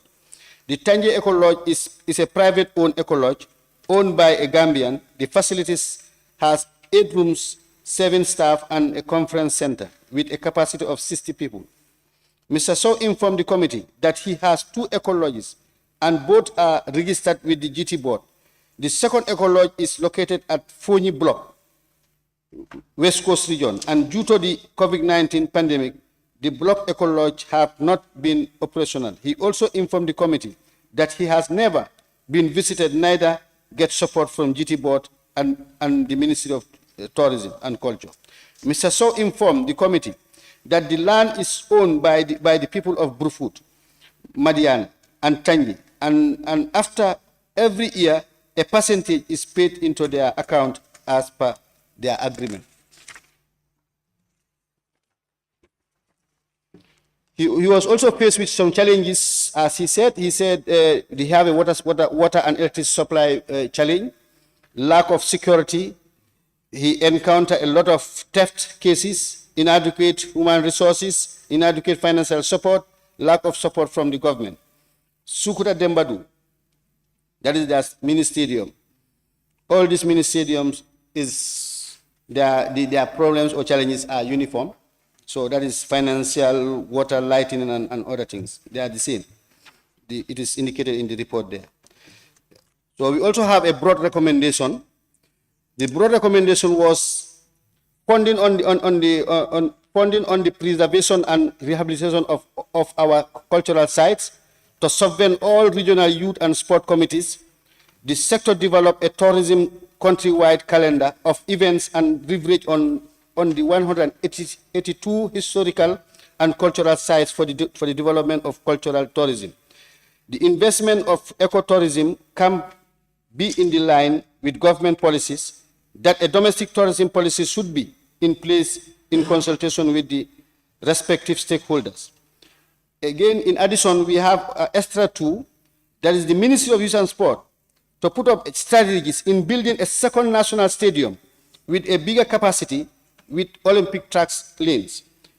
The other one, 3 also, the Ministry of Youth and Sport, to put up a strategy in building regional mini stadium throughout the regions with Olympic track lanes. So those are part of the recommendations we put forward, so that at least the demand on the national stadium will reduce. We can also take some of our international matches to other regions where at least it will also contribute some revenue for those regions. So in conclusion, Honorable Speaker, the tourism and culture sites are facing serious challenges due to the inadequate funding and support from the relevant authorities. We need to find solutions to challenges and ensure that the tourism industry is strive to meet standard. The committee also noted with concerns that the development of youth and sport are facing serious financial constraints, both in the areas of infrastructural development, governance, management, and ownership of land problems. That needs to be addressed as soon as possible. We know that with the intervention and support from the government and other relevant authorities and stakeholders, the problems highlighted above can be addressed. In looking at this conclusion, even during the budget retreat, the committee was able to at least try to allocate some funds so that at least all the regional committees, because since the inception of these regional committees, both the youth and the sport, they have never received any subvention from the from the government or the ministry, so that at least they can conduct their activities and do their capacity buildings. So during the budget retreat, the committee was able to allocate some funds so that at least the ministry can subvent some of the regions. Thank you, Honorable Speaker. And I turn my seat. Thank you, Member for Bakau, Member for Basse, and Chairman of the committee. Any seconder? The member for Lower Salum. Thank you, Honorable Speaker. I rise to second the motion. And again, I want to take part on the debate. Honorable Speaker, I will just go direct to the conclusions and what I have read in the report. I'm a member, but unfortunately, I was not around when they were going for this tour because it was coincided with the monitoring committee tour. So I decided to go to one of these committees. That's the monitoring. Honorable Speaker, on his conclusion, if you want me to read, the second paragraph, the committee also noted with concern that the development of youth and sports are facing serious financial constraints, both in the area of infrastructure development, governance, management, and ownerships of lands problems. That needs to be addressed as soon as possible. Honorable Speaker, if the chairman and the member of Basse, the essence of this report to bring solutions and address problems. The case of Songhai, that's mixed families in Farafenye, that was a parliamentary question that I bring in this parliament, but they have already stopped at the challenges, that's land problem. We have not been to this land, and there was not adequate inquiry on this land, whereby we can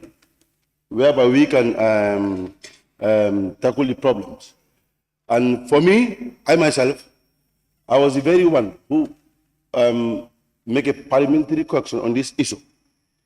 But the feedback that I have from the local governance, that's land, Minister of Land, that the land was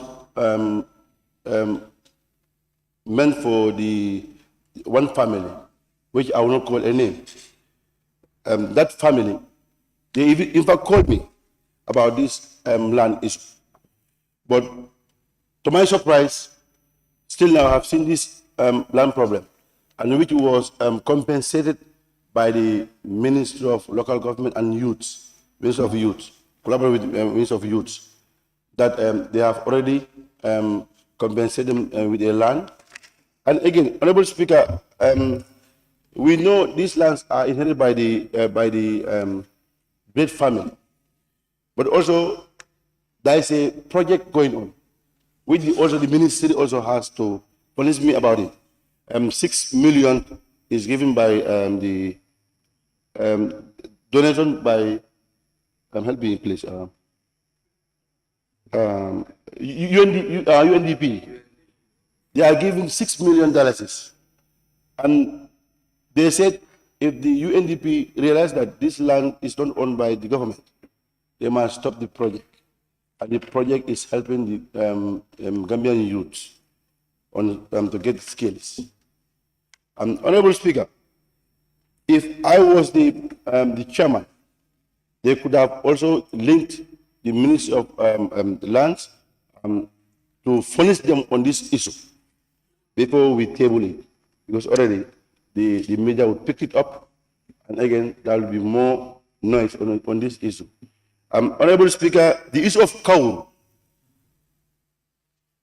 I have been fighting this issue. There's no mini stadium. You cannot call it a mini stadium because they said there are constraints of funding.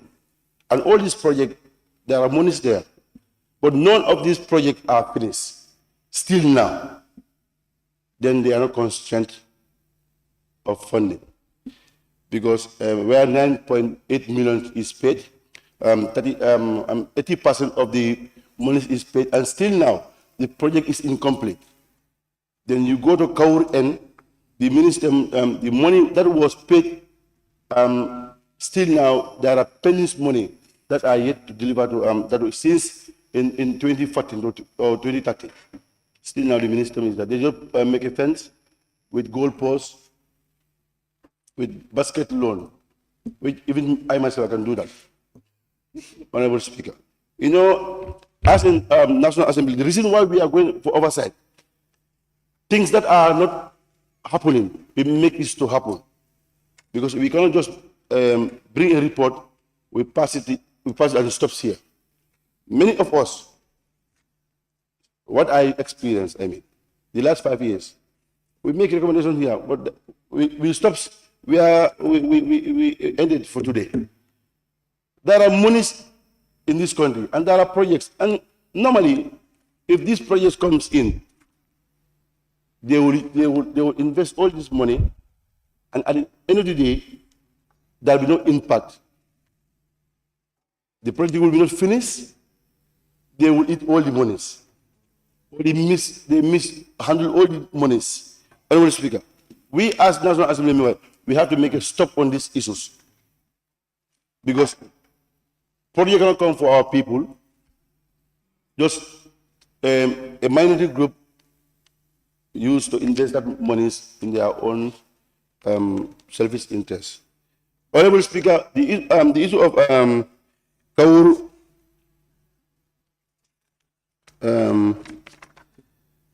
Kaur Youth Center, the community were not involved, and where it is built is in the furrows.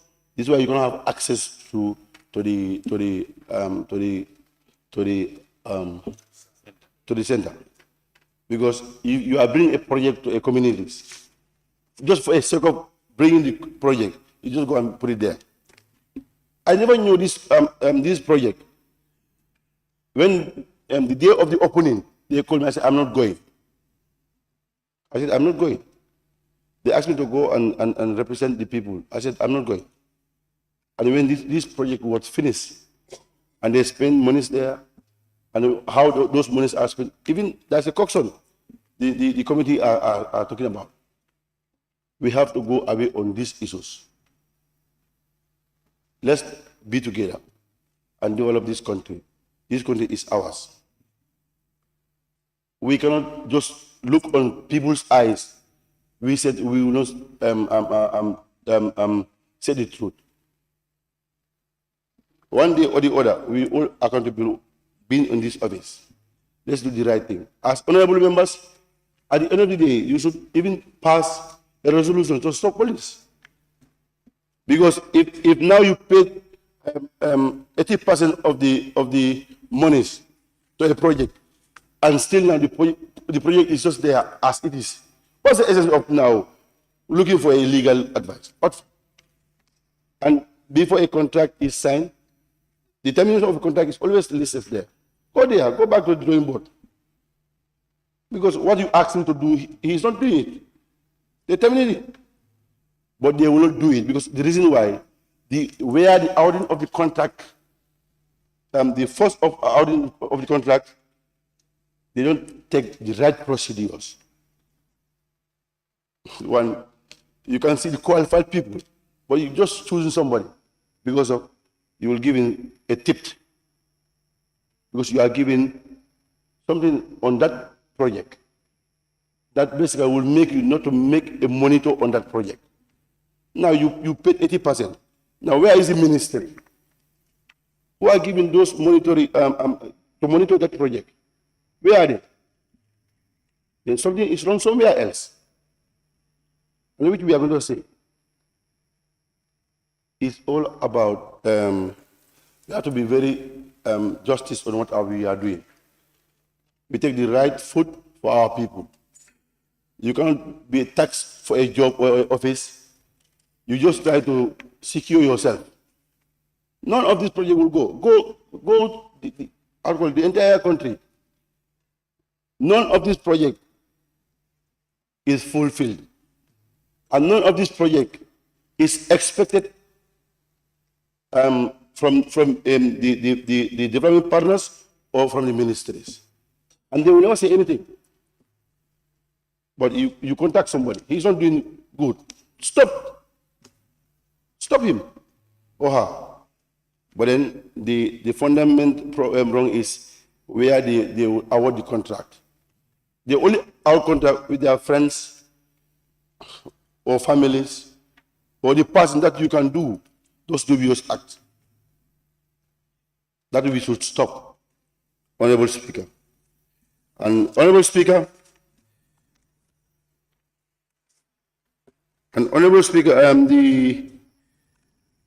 the issue of the Songhai should be well addressed, whereby the family and the family will be compensated and the project will be progress. Honorable Speaker, the issue of the stadium is also a problem. A country that now we will use our international matches to other countries. That's the same on us as a country.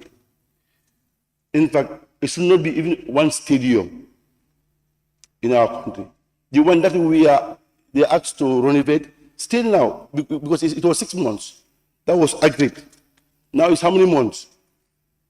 And this money, in fact, is not paid accordingly. Honorable Speaker, we have to be firm on what we are doing. And we avoid these, things that are happening that I will not use a word, because if I will use it, it's all about this corruption. We stop this thing. Our country, nothing makes this country going backward. It's because of this corruption. If you are taking an office, at the end of the 1 year, 2 years, you start building story buildings. We have to look ourselves and be for our people. That being the case, Honorable Speaker, I'll rest my case here. Thank you very much for giving me the floor.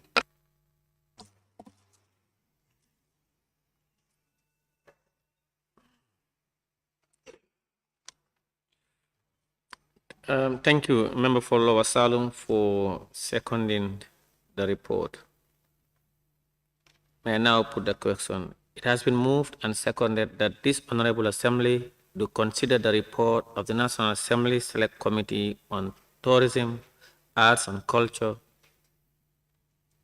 and Sports, on youth, on tourism, arts and culture, and youth and sports countrywide visit to sporting facilities and tourist sites 2022. Those in favor, please say aye. Those not in favor, please say no. The ayes have it. Any honorable member who wishes to take part in the debate may do so now. The honorable member for Combo South. Thank you very much, Honorable Speaker. Let me join my colleagues to thank the committee for the report, and also to start from where my right honorable member for Lower Salum ended his deliberations. Honorable Speaker, I think it is about time that we look at the issue of contracts in this country. Contracts have been awarded to contractors, agencies, and other people in this country, and the deadlines are missed. All from the report, all the projects that they visited, there is a failure in all the contracts that were signed. And I think, as alluded to by the right honorable member from Lower Salum, the committee's recommendations should be very direct to the point and get the bull by the horn and then call all those people who are culprits to answer to the National Assembly and we make a decision. These are national budgets that are appropriated in this National Assembly, and then when they are given, they are supposed to be given in the right procedures, and they need to follow all the channels before the contracts are awarded. I've seen in one of your sections where you have said GPPA have given all the recommendations and now they are looking for funds. How can GPPA recommend the procedures for the intervention of a project and you now want to go back and look for funds? What kind of contract is that contract? Honorable Speaker, I want to go back to the reports that's dealing with some of the things that they have found when they visited these tourist sites, especially when they went to Jufre, Albreda, the Kunta Kinte, the James Island.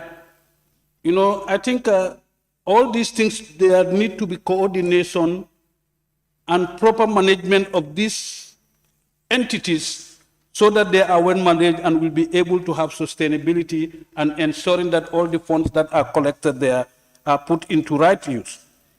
Because if an institution as the National Council for Arts and Culture is collecting funds and you are not told how those funds are accounted for, and what happens to those funds, who is responsible for the collection and where are they deposited, it is going to be difficult to be able to maintain those sites that you are talking about.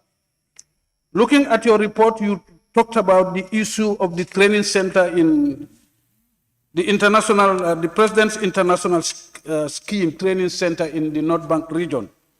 I think we need to start disaggregating our reports so that we are able to know the number of students intakes within the North Bank region, the number of boys, the number of girls, and from which districts are they from, so that you know how these projects are impacting on the lives of our young people. We need to be able to have those structures and to be able to enrich our report that will help us in our planning session.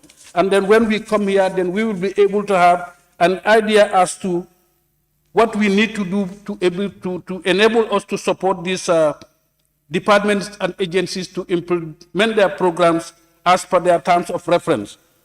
Honorable Speaker, I think all these contractors have defaulted who were given contracts to build this ministry across the region.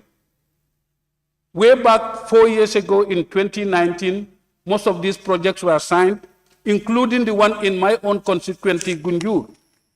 That contract that football field had been given to 3 different contractors, and now they cannot even tell us or the sports committee what is happening to the last contractor that they have contracted.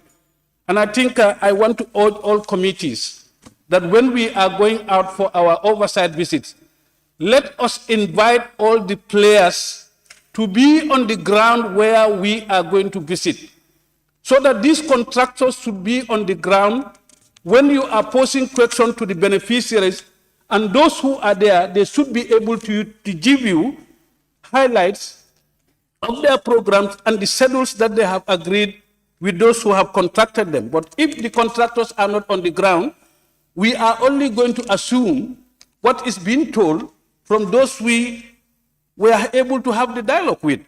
So I think, Honorable Speaker, henceforth, all committees, the director of committees should help and also ensure that all stakeholders that are supposed to be on the ground during our oversight visits are there to answer questions and to furnish the committee so that it helps us to enrich our reports and enable us to be able to do the work that we need to do to make sure that our funds that are allocated to the ministries, departments, and agencies are put into good use. Honorable Speaker, if you look at some of the reasons that are advanced for the failure of the programs at the regional level, at the communities, those are reasons that should not be taken, because these projects are being signed and then money is paid. You cannot give money to contractors and you said you cannot see the contractor now. What is the problem? We need to reinforce and also maybe get to the legal department to help us to be able to review these documents and advise the committees as the next steps that we need to do. Honorable Speaker, if you look at the $10 million is for the renovation of the Independence Stadium. What is the status? Who is the contractor? How long has that money been given? You have been given money that you have not done, and you are asking 3 times that amount. You have not spent the $10 million in the right way. The project cannot be completed, and you want to be given $35 million. Honorable Speaker, I think these are issues that we need to look as a body and as the National Assembly, as the ones who allocate these funds, to be able to take our stand, and then we call these people immediately to come and respond to all the queries and all the shortcomings that are done on this program. Honorable Speaker, if you look at the conclusions, you have said who are the relevant institutions. Come directly to the point. The Ministry of Tourism and Culture is the one who had given the contracts to these contractors. So they should be able to follow these contractors and ensure that they fulfill what has been signed for and make sure that the work is done. If it is not done, then we sought for legal advice and take the necessary steps to ensure that all these funds are recovered.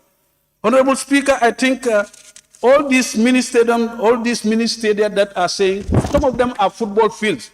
You cannot just have a 100 by 50 or whatever and you call it a ministerial. It doesn't work. You need to be able to work those things and make sure that, ensure that all the facilities that are needed, because football is very key and it is one of the determining factors of youth empowerment and ensuring that the economic status of our young people are developed to ensure that they are part of the regional bloc where we can build their skills and help them to be able to create job opportunities for them. So if these amenities are not there, it is going to be futile and a lot of resources have been wasted. I've just on top of the calculations I've done, almost 100 million is gone into this stadium across the country. No work is done. So how are we going to recover those things?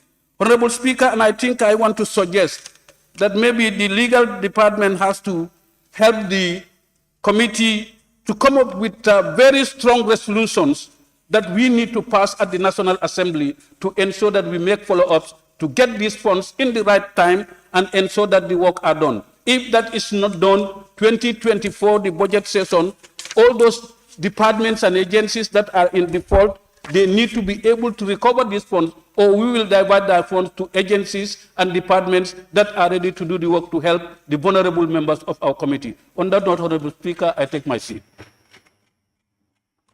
Thank you. I now give the floor to the member for Jara West.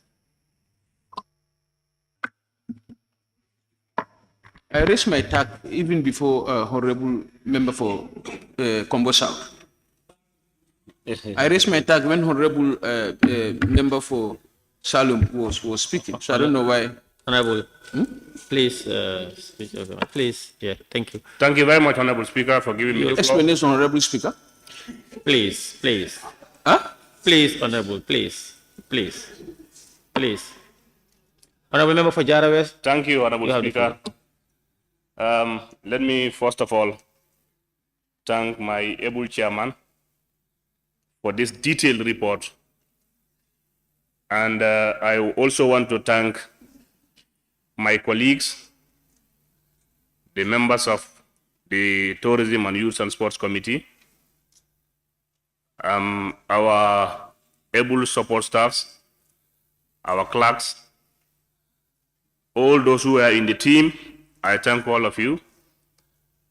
It was not easy, but then, thank God, we were able to work hand in glove to see that we cover all the areas that we want to cover. It was a very strong relationship, and the committee, we were one family. Thank you very much, my committee members. Honorable Speaker, just I want to add my voice with the previous speakers. Honorable Speaker, if things have to continue this way, definitely we will be called a failed National Assembly. So I don't think we have to wait for that to come. We need to act. You go to projects, sites, when you are told the amount of money involved in that project and the level of that project, it's a disgrace. We are here to represent the large number of the citizens of this country. It's a tax given to us. We should make sure we do something. You go to Fula Bantang Mini Stadium, you are told close to 8 million is spent there. When you see a collapsed fence, only the fence. There is no other facility that is built.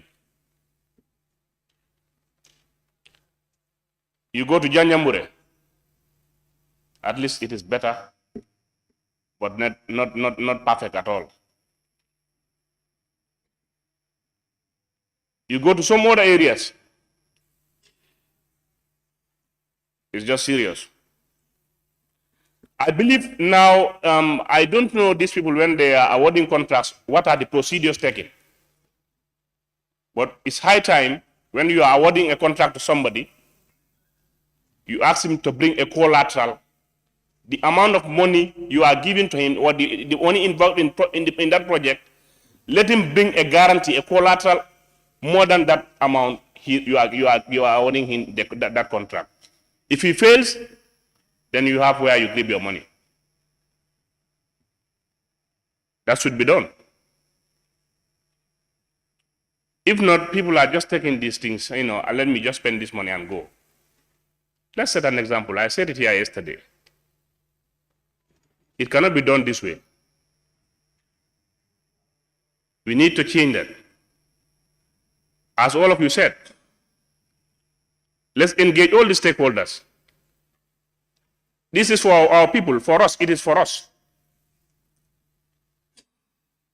So people shouldn't joke with it. Again, at the Songhai project in Xiamen, this project, since I've been to that place, every day it is in my mind.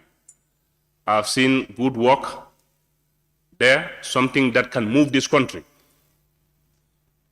if it is well taken care of. We need many projects like this in all the regions. If it can be replicated to all the regions, the right things are done, I believe we'll move forward.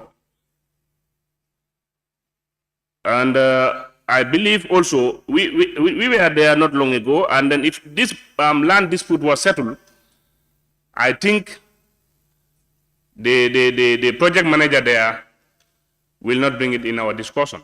Or then if he bring it also, he will say how it was settled. But according to him, this is still not settled. The land dispute is there. And it surprised me. We need to change that behavior. If we have land disputes, the right authority is here in the country. All the stakeholders that have hands in that land are here. We shouldn't allow that to escalate to fights. Let's use the relevant authorities to regulate or to settle that dispute in that particular land before it escalates, before we have fights in that. We were told UNDP are ready to put more money in that project. But they said they will not do that unless the dispute is settled. So we are losing. It's going every day. These things should be settled for us to earn our living there. Our youths are doing good there. When they tell you how many crates of eggs they sell a day, you will be convinced. So I believe, as the Right Honorable said, we have to do something about that. Let's call the stakeholders, see what is the level of that situation of that land. Let's settle it and have what should be there. With the minimum resources they are having, they are doing good. We trekked for almost 1.5 kilometers. We couldn't finish their projects. And wherever you go, you are happy. They are doing good at that side. So if these people should have more of that, they can cater for half of the Gambia, I believe. So let's do something about that. Again, about the subventions of the regional committees in the regions. This should be done. It's high time we start subventing them. They are saying every year they will write and submit to NYC, but then at the end of the budget, they are giving nothing. You go to Soma, we were there. There are youth centers. You see what they do there. The youths are happy. They are working. But then, all those structures there, they will tell you it's projects from IMVF, youth empowerment projects. So if those projects phase out, how can we sustain those youth centers and the activities those youths are doing at the regional level? What are the steps that we are going to take to sustain those youth centers? This should be in our plans. We don't expect those projects to be staying forever. But then sustainability, how are we going to sustain those projects? We should look into that. If you go around, you will be happy with the youths, the way they are doing.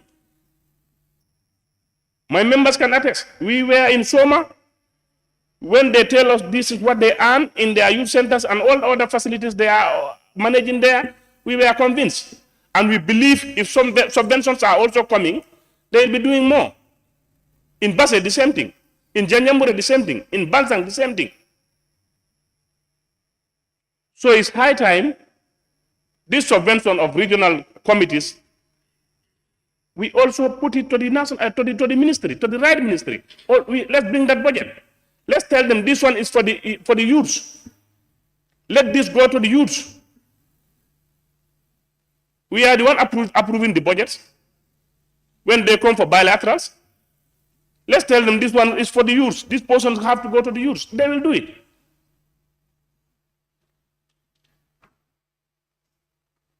We have to take things very serious so as to at least help our people. I am seeing also, when the chairman was going over the report, he said 100 million. I believe when we were at the stadium, it's not 10 million. I think the manager of the stadium said 100 million is given to them. Yeah, on the report is 10 million. So I think that was a mistake on the report. But it's he said 100 million for the renovation of the stadium. But also as our own recommendations, we don't have to rely on one stadium now. Let's have another stadium. Wherever we have to build it, let's have another stadium. It will help. Honorable member, please allow him to proceed. Thank you, Honorable Speaker. We cannot rely on one stadium. And this is our own report. I just want to give my say on it. But then also in Brikama, we were in Brikama at the mini stadium. They also said there are challenges. the dispute on that mini stadium. Let's try and see how to settle it. A mini stadium for how many years? Now, the Blunda clan are saying that it belongs to them. The committee is saying it belongs to them. Let's see how to address it before it escalates. Honorable Speaker, on that note, I want to submit. Thank you very much. Thank you, member for Jara West. I now call on the member for Brikama North and Minority Leader. Thank you very much, Honorable Speaker. I want to join my colleagues to thank the chairman for the committee for presenting this report to the August Assembly and the entire members of the delegation that went on an oversight across the country to visit the sporting and tourism facilities. Honorable Speaker, as earlier on alluded, the essence of site visits is to gather information regarding the respective facilities and then projects and adequately report back to the National Assembly. Make your observations and then the recommendations is important, as Honorable Member for Combo South earlier on indicated.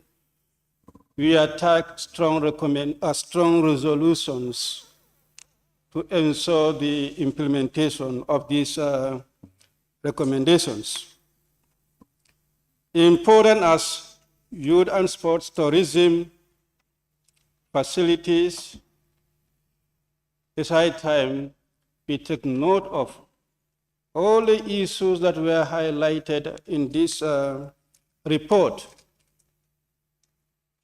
For the report not to be gathered indoors, as we used to do, but we have to be acting on the reports. Honorable Speaker, let me just note that at Fort Bullen, there is a point that made mention of the relationship between the National Center for Art and Culture and then Fort Bullen, and also to make recommendation for financial motivation, not only limited to Fort Bullen. I just want to take Fort Bullen as an example. These are historic sites that should be preserved. And we cannot preserve if the Ministry or the National Center for Arts and Culture fails to employ and attach people who should be permanently under the payroll of the ministry. It should not be just tourist guides for them to be financially motivated. No.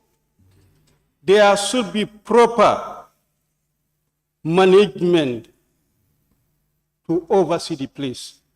This should be permanent staff of the ministry or on the National Council for Arts and Culture. If the tourist comes and then give them anything, that be their luck. But there should be permanent staff.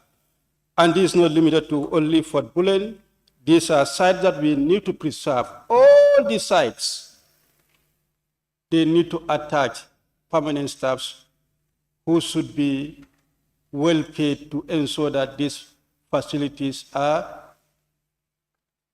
preserved. Honorable Speaker,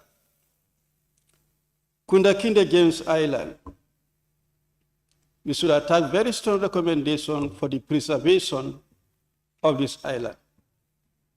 You go to Senegal, the Gore Island is well protected and now is a source of earning income for Senegal in terms of tourism. The only island that so far we can boast about that can be source of tourist attraction can be Kunta Kinte Island. you go to that island, is eroding daily. Who knows in a decade to come, the island will disappear. There should be that strong recommendation for that island to be preserved and protected. Honorable Speaker, there are many areas where challenges are highlighted, but recommendations sometimes will oversight the challenges that are highlighted. I think as honorable members for Combosa earlier on recommended, as a committee, in implementing this report, we'll make sure we look into all the challenges and then try to develop resolution around them to help us in the implementation. Otherwise, we'll not do justice to the facilities that we visited. There are a lot of them. We hear their challenges, but in our recommendations, the recommendation may not address some of the challenges that are noted or are confronted, the institutions are confronted with.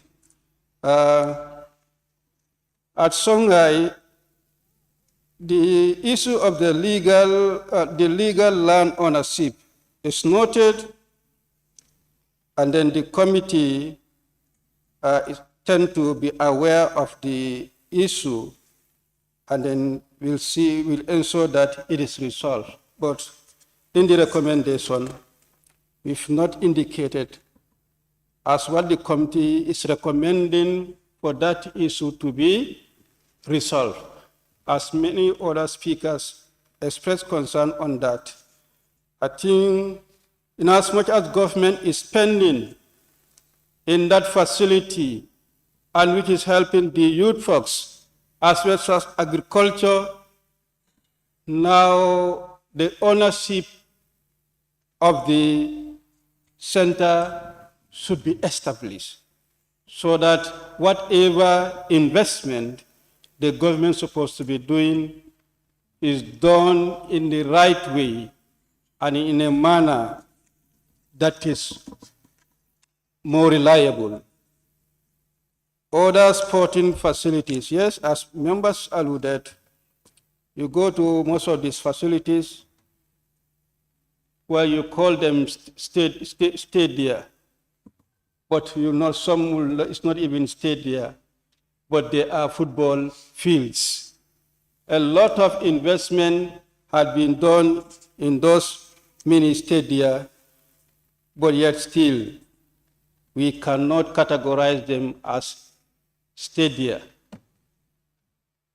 I think sometimes what is lacking is the National Sport Council has structures. You have the regional committees. I don't think it is proper for village committees to come up, just go to the minister to tap a project without passing through the district committee, and then the regional committee, then the National Sport Council. Each of these committees should have their action plans and their strategic plans. They know which area, according to their strategic plans, where they should have a stadium for that particular area. You come to CRR South. Let me say precisely. CRR South. You have Brikama Bar struggling with their field, which seem to be the footballing center in that district. You have Ganjambure struggling on their field, which seem to be the capital of that particular area. You have Bansang also struggling. I don't know how it came about for the mini stadium to be constructed in Fulabantang. I have the belief that that would not be the strategic plan of the committee of Lower Fladu West, and I cannot claim that that should be a facility for Lower Fladu West. When we don't have a stadium, a mini stadium, in the whole of CRR South, if you are to identify a mini stadium as a start, it should be at a strategic location. And this should be proposed and recommended by the sports committee from that region. That's why if honorable member for Combo South should say, how are these contracts awarded?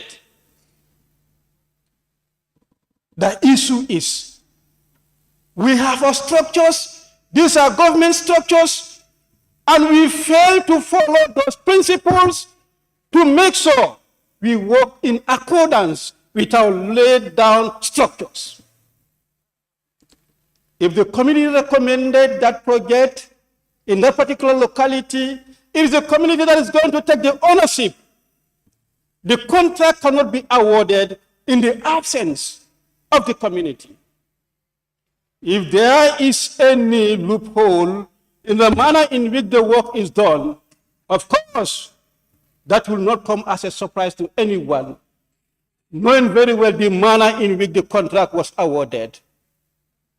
In the first place, where it is implemented, is it in conformity with the dictate of the community of that area? That is where one can wonder. I think even the committee should also try to establish the circumstance surrounding that, so that tomorrow in future, the Ministry or National Sport Council can be better advised. They cannot just jump and then construct mini stadia in the name of constructing mini stadia. Anywhere, any corner, in the air, in the sky, anywhere. It cannot be like that. They have to be guided, and they should be consulting. You build a stadium at a place, a population of 100 or 1,000 people, you expect that to serve a purpose. You expect the entire region or the entire district to be responding. What is going to be benefit of that stadium? How is that going to replicate, try to promote sport in that rural community? National Sport Council, you have to respect your structures and work with them. When it comes to issues surrounding Brikama Mini Stadium, I have not seen anywhere in the report that indicated disputes surrounding land ownership on sporting facility, except in Brikama. The ministry is aware of this, National Sport Council is aware of this, and no action has taken place yet to address the situation. It is starting in Brikama. If they succeed tomorrow, it's going to continue elsewhere, because football or sport is an enterprise. It's a source of earning income. When Brikama field was not fenced, nobody is talking about the ownership. There is no field in the Gambia where you can say that it belongs to the youths who are custodian of the sport administration or management in those localities. They all belong to our elders. The indigenes, they own the land. And every village you go, you'll find a land, a portion of the land given to the youths for their recreational facilities. These are what we call our football fields, our mini stadia. It happened in Brikama also over 40 years. Brikama Sport Committee, they were given a land for recreation facility. And that's where Brikama have their field called Box Bar. Committees came and committees go over 40 years. It is the community that built the field from crimson fence now to a concrete fence, until to an extent of having standard pavilion that is attracting international markets dressing room rated as #1 in the Gambia in our days when I was sport administrator there. Now it is earning income. Those who gave the land are saying it's their land for what they want to benefit. I am not talking about this. It is the report that I'm talking about. And as a member representing the community, I don't think I will do justice if such an issue is raised here. I fail to comment about it. I will not run away from responsibility just to side for a political gain. You need to act. I am an interest party. I will not be part of it. I am only calling on the ministry, the committee, the ministry, National Sport Council to act immediately and address the situation. The youth should have an avenue where they should have their recreation, their sporting activities, and that cannot go without land. They are not saying that it's their land, but they are custodians, and that has been the case for more than 40 years. Why now? If not addressed at Brikama, it can escalate and go elsewhere. We all know Serekunda West, Banjul, Serekunda East. They don't belong to those communities, committees, but they are custodians. Why are those people not claiming ownership, to be claiming funds to be given to them annually or monthly or per March gate takings? But Brikama. That issue has to be added. And the ministry has that history of trying to run away from responsibility. When there are issues, they tend to run away. In my days as sport administrator, they mounted a commission on me, and up to now they are sitting on the report of that commission. This issue is boiling and they are sitting down, keeping quiet. It has to be addressed. The youth should be given their due. It's not happening anywhere. Why should you allow it to happen in Brikama? It is through this gate, the income that we get, that help us to construct the field to the standard, that help us to have a fair division team called Brikama United that has been represented in Gambia in regional competitions. We are able to get so many professional footballers out of that. And you are sitting down for that opportunity to go away. For what? Should we allow that? You want to allow that, you are creating problem in Brikama. We will not sit down and watch for that to happen. It's not going to happen.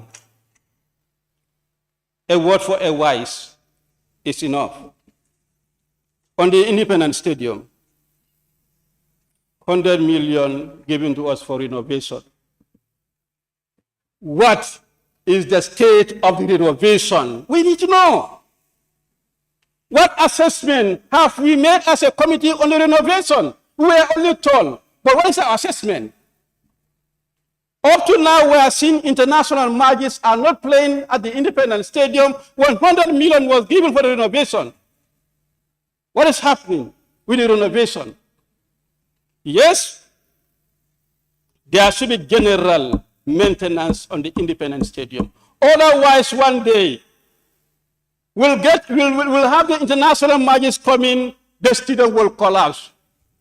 And we need to work now to avoid that unfortunate thing that is very likely to happen if the Independence Stadium is not generally maintenance. This is not the first time that people have been talking about, and the committee also is coming up with it. The ministry and then the Sport Council should take note, avert calamities before they occur. They need to act before things will happen. You cannot call that an accident. It will be an intentional accident or man-making accident. For how many years we've been talking about the condition of the Independence Stadium?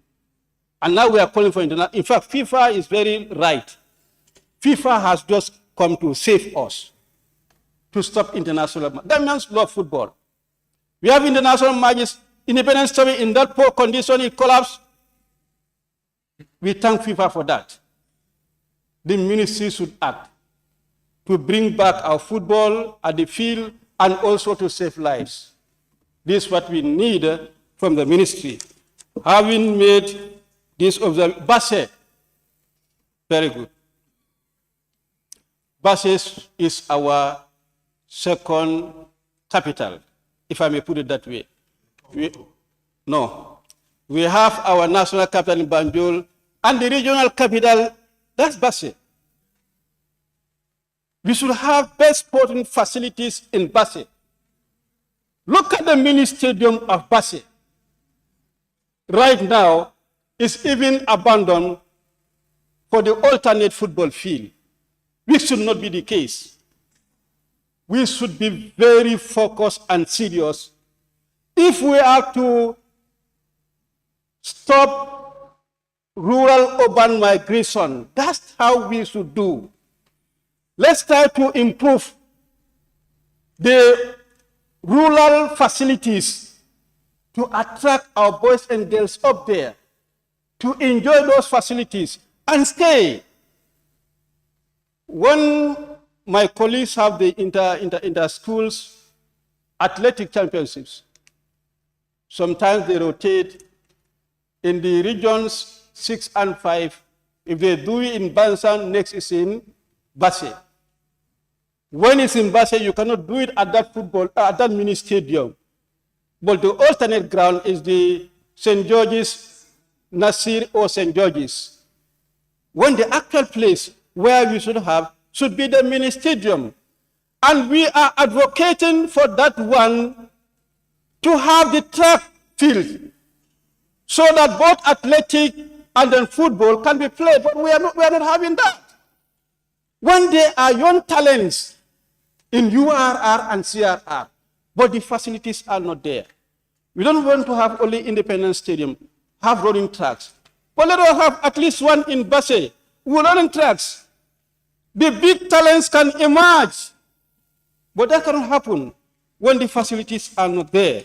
So Basse Mini Stadium, just like Farafenye Mini Stadium, Kauru, I will not call that a mini stadium. I will call Kauru a football field. You will not call that a mini stadium. And they are all designed to be provincial mini stadia. But look at it. I went to Kauru, what is meant to be a football field, but I found people cultivating wonjo there. A football field, you cultivate wonjo? Oh no. No, that's very serious. These are the things that we will be sporting out one by one and make strong recommendations and resolutions as action points to hold the ministry on their neck and ensure that things are done the right way. Our reports now not only going to be gathered indoors. Anything that we pass here, any point issue that are raised here, we'll make sure we act on them. On double care, this is what we are going to do. I thank you. May I observe you?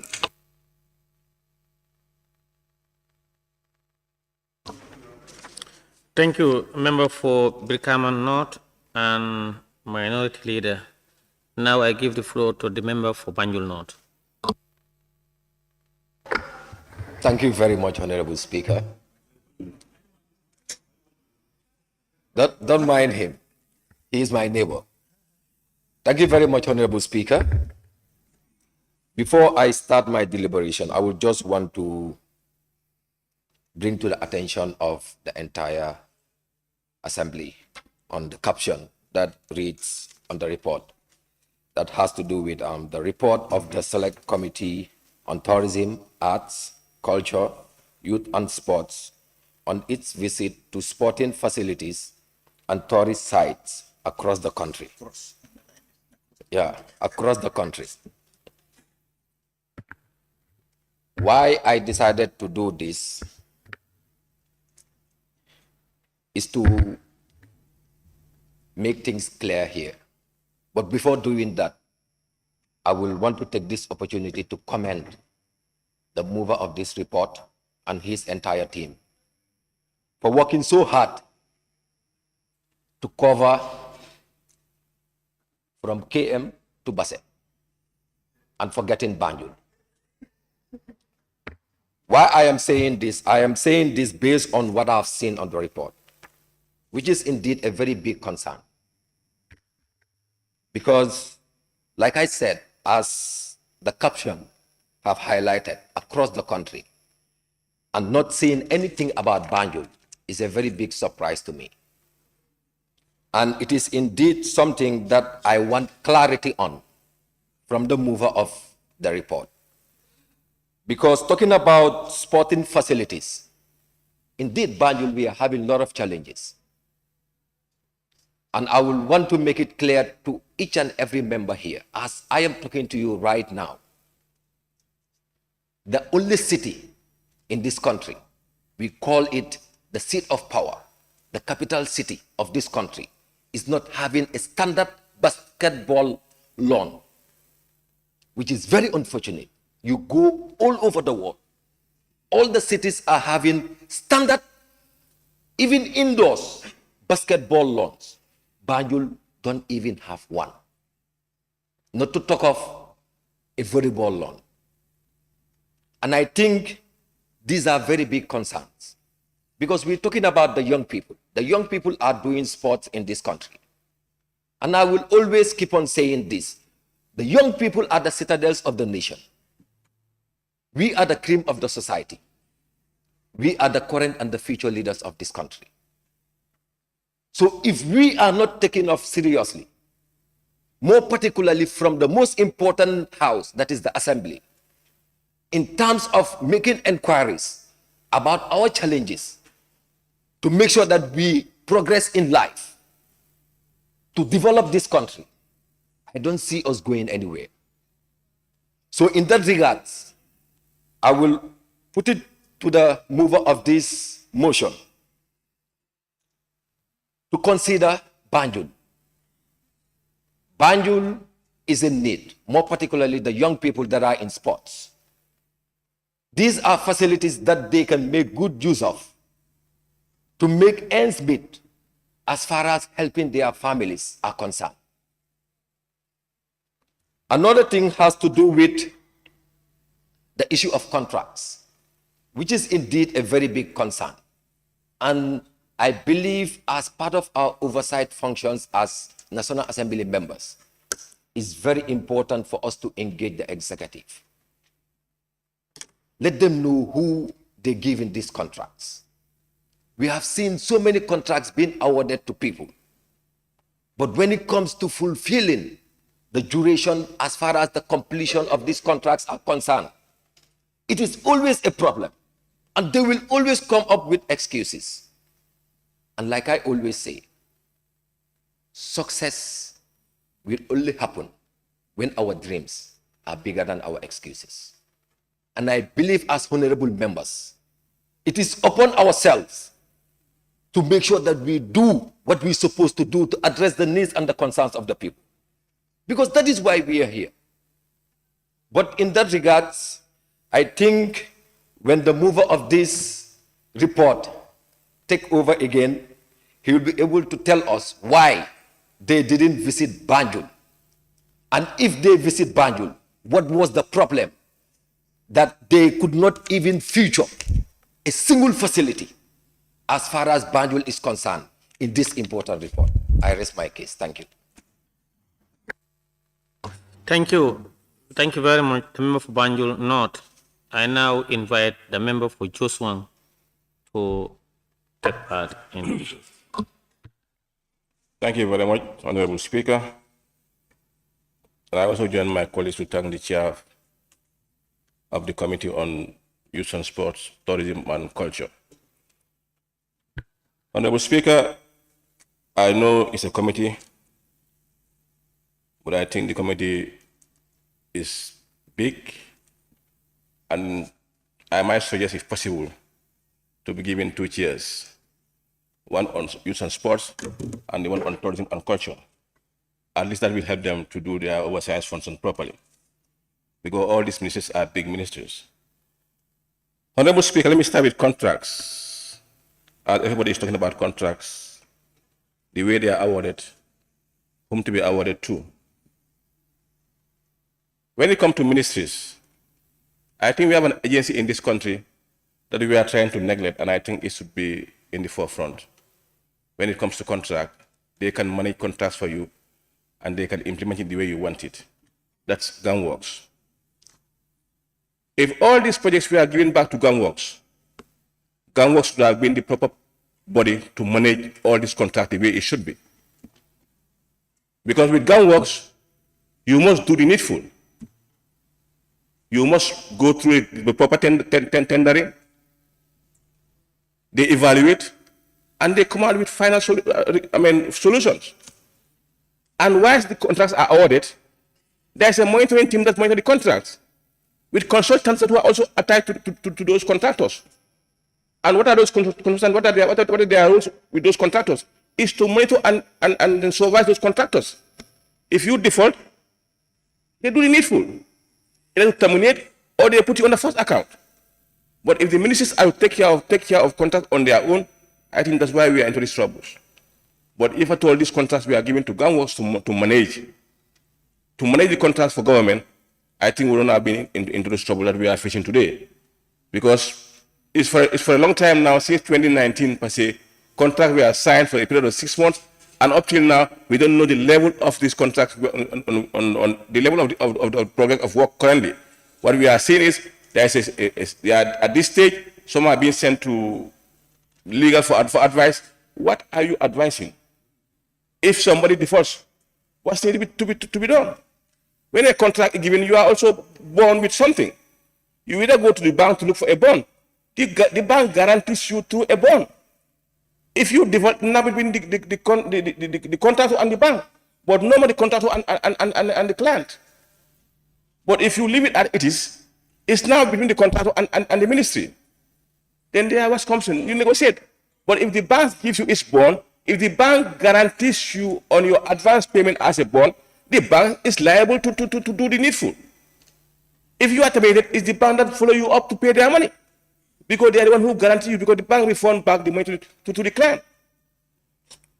So I think, my Honorable Speaker, we should look at it as a parliament to see what is right and start telling ministries, if at all you don't have units who can manage projects for you, give them back to Gunworks to manage it for you and do what is right.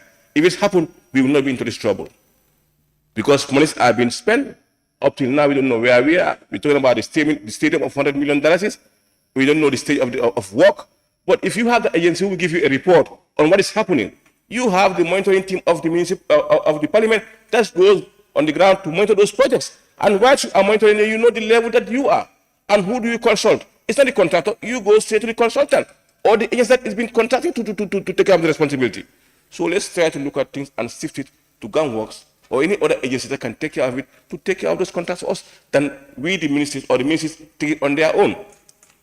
Honorable Speaker, coming to tourism in this country, I think what we always talk about Gambia, if you told tourists are coming here, what are they coming here for? Of more, they say the sun. And what are other areas, our historical areas that we need to go and visit? But going through the report, it means we are losing most of them. If you look at Kunta Kinte, 90 or at least half of it, let's say 50% of it, is nowhere to be seen. I think we need to look at ways and means of preserving these areas. They took up Fort Blend, it needs what? An area to preserve the Fort Blend. They are currently on renovation. But are they, what steps are they taking to either create a sea defense to preserve the area? We need to look at it properly. What should we do? Let's government start thinking outside the box. They don't only think of what is coming in. After what is coming in, what should we do with it? I think it's very important to work on those areas. Coming to in the report, Mr. Chair, I have not seen anything about the river transport. I don't know whether you fear to go join a boat and go by the river to Basse to know what is happening in the riverline area.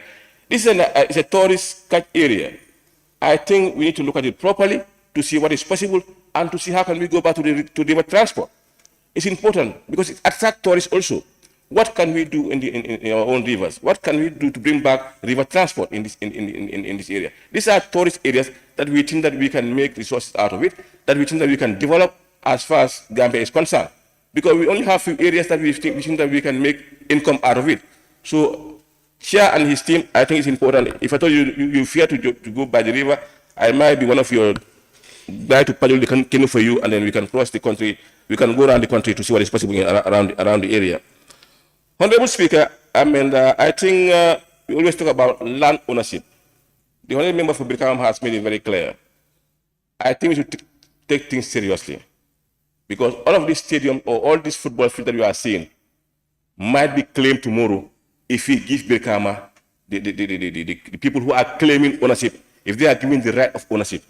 All lands in this country, all football fields in the country people will start claiming ownership. Because any area that you have seen in this country as a football field or as a mini stadium might once belongs to one historical family. To say it belongs to the Sarkundas because we were once time the owners of this farm, it was part of our farm, now you want to claim ownership. As anywhere you go in this country, people start claiming lands. So I think we just put a stop to it. As far as they always say, all lands belongs to government. So if all lands belongs to government, I think that's not an issue of a football field where people will start to claim ownership or start to claim pay or income out of it.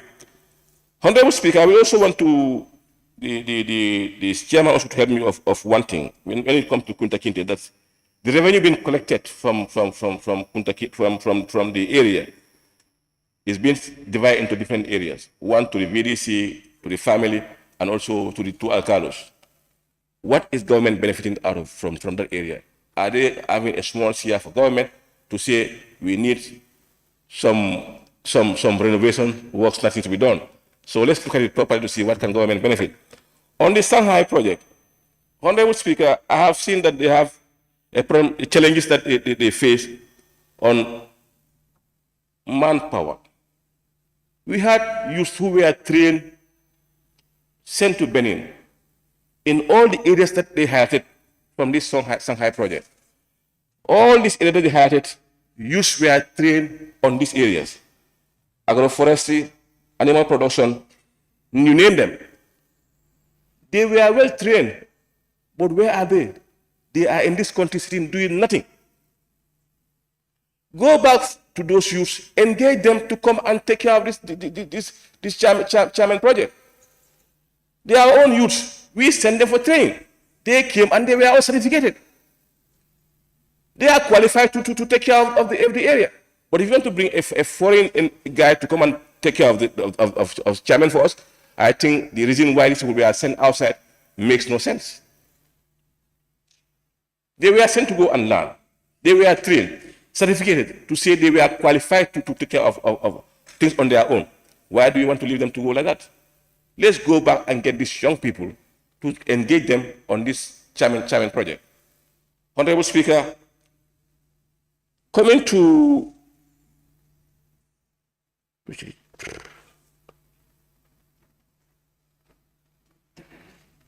the contract that I had of the eco lodges, there were 5. But I think in the report I only got 1 was connected to Lair Group. And we had issue on those eco lodges because I think they were to a level of a court level. But the last time the minister came here, they said that the issue is resolved.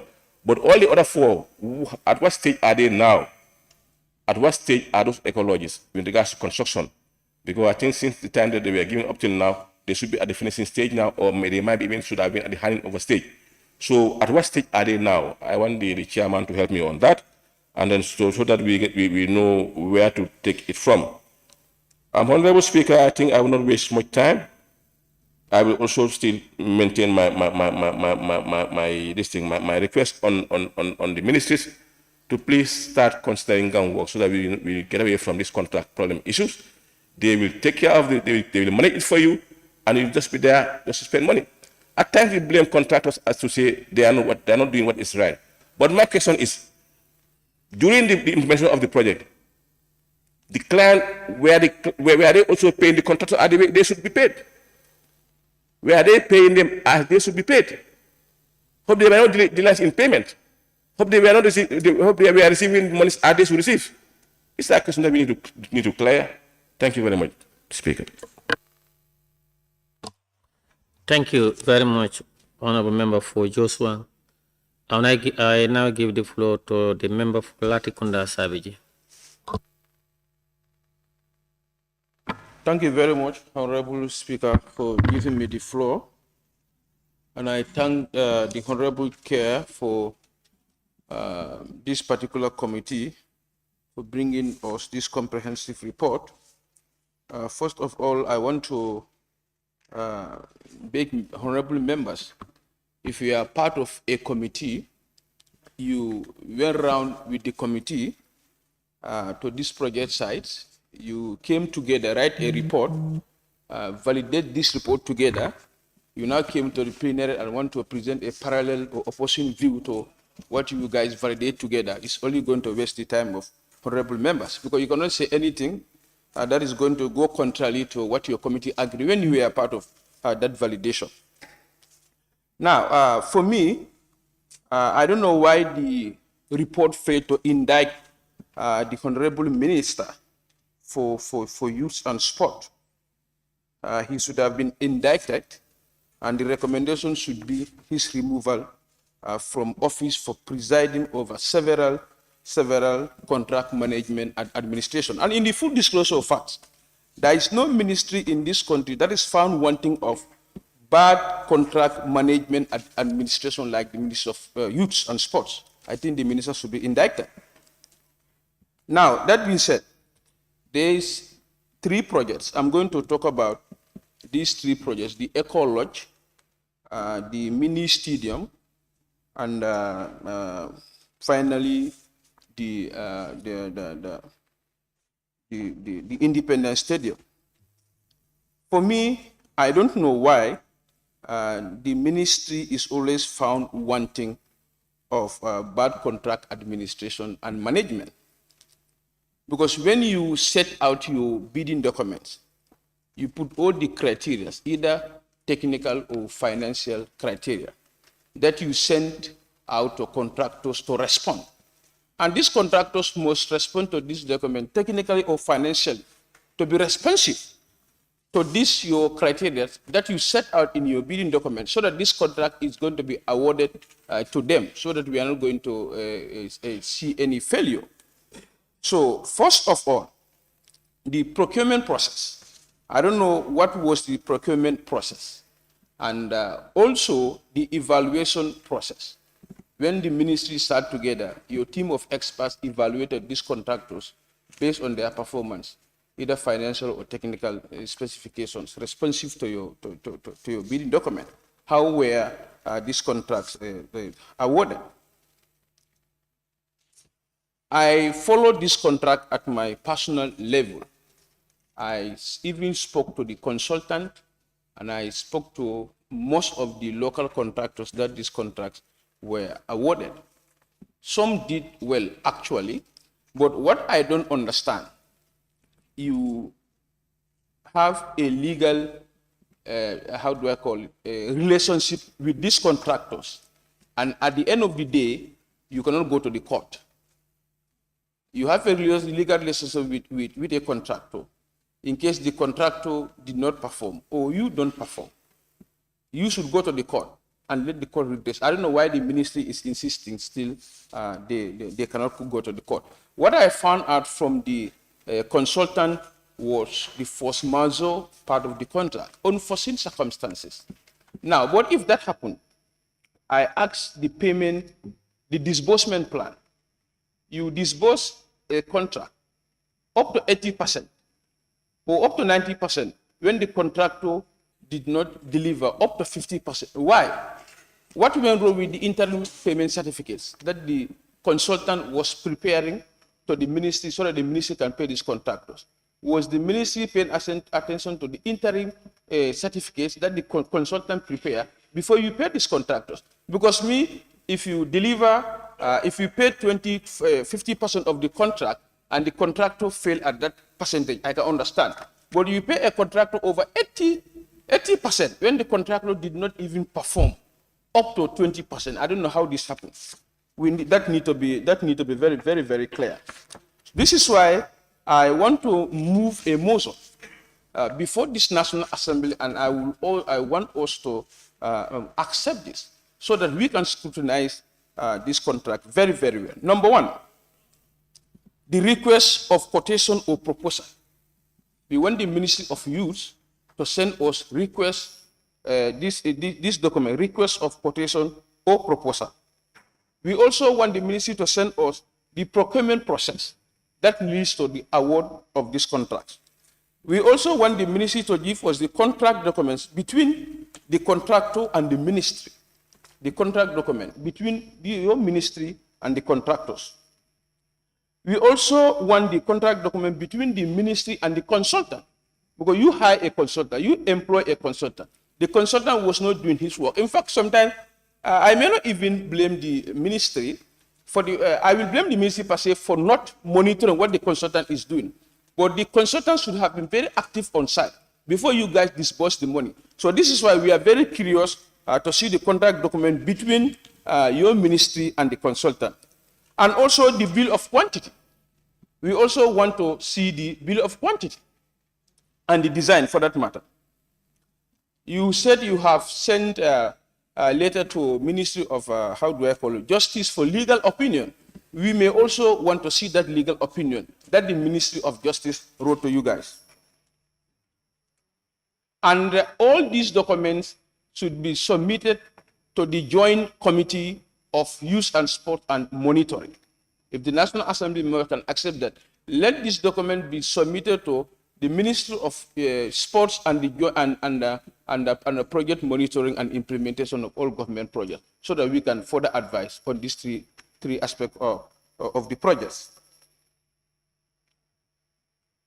For the eco lodges, we said here before the matter is sub judice, it is before the courts.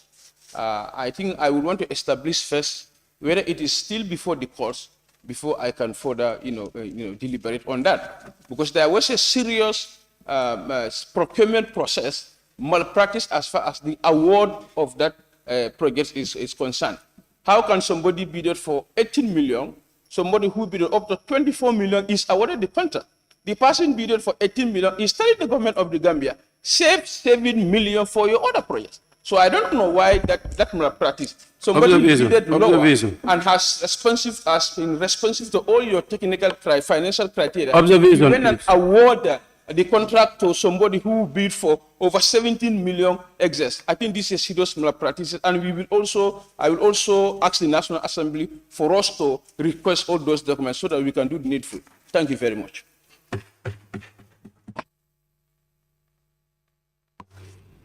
Thank you, member for Latikunda. May I now give the floor to the member for Sabah Sanjal. Speaker. Yeah. I just want to observe because Honorable Sanyan came up with a motion. I'm the member for Janjamure. He is not on the floor, so you can't observe him. He concluded. He has not moved any motion. Thank you. Of course, I do move a motion. No, he did. He did not. He did. Motion. Yes, for Sorry, these documents. the member for Janjamure, please. Please. There is no motion before this floor. Now I give the floor to the member for... Honorable Speaker. Honorable member for Latikunda. I already moved the motion for the documents. Point of order. Honorable Speaker, point of order. That was my motion. Point of order, Honorable Speaker. If you say it has not been moved here, that's a misstatement. I already moved a motion, and I'm sure we have Honorable Speaker, point of order. all the details and explanation when I was moving the motion. Honorable Speaker, so point of order. That a motion was not moved here. No. Honorable member, can you please... Point of order. Yes, the member for Sabah Sanjal. Honorable Speaker, the member said he moved a motion. And according to Standing Order 52, under notice of motion, notice of a motion shall be given by being handed in writing to the table office not less than 5 clear days before the sitting at which it is intended to be debated. So I don't think the table office was notice of this motion that is. Yeah, even if you go to motion without notice, you must meet certain criteria, and you have not even met not even single one of those criteria. Honorable Honorable Speaker, I beg to move. I still insist on my motion, either to be rejected or accepted by the National Assembly. That is their food to do. But my motion, I'm still standing on my motion. Honorable Speaker, I think according to the standing orders, if a member raises an order from the standing order, you allow the Speaker to rule on it before you intervene again. Are you doing that? But Sabah, you are giving the floor, Sabah. Take the floor and then continue. Please, order. Honorable members, please be tolerant, allow members to express themselves. The member for Sabah Sanjal, point of order sustained. You may go ahead and continue to participate in the debate. Thank you very much, Honorable Speaker. Honorable Speaker, my motion. Honorable Speaker, I think I will first want to say you a put very big thank my you motion before the National Assembly members, please. the Honorable committee Speaker, I think that is not even your discretion to coming up with rule a wonderful on a motion. Or to before reject a this motion. A motion assembly. is rejected by the National Assembly, not the I Honorable think- Speaker, please. Honorable Speaker, I want to say a very big thank you. The member for Sabah Sanjal, please sit down. Which motion?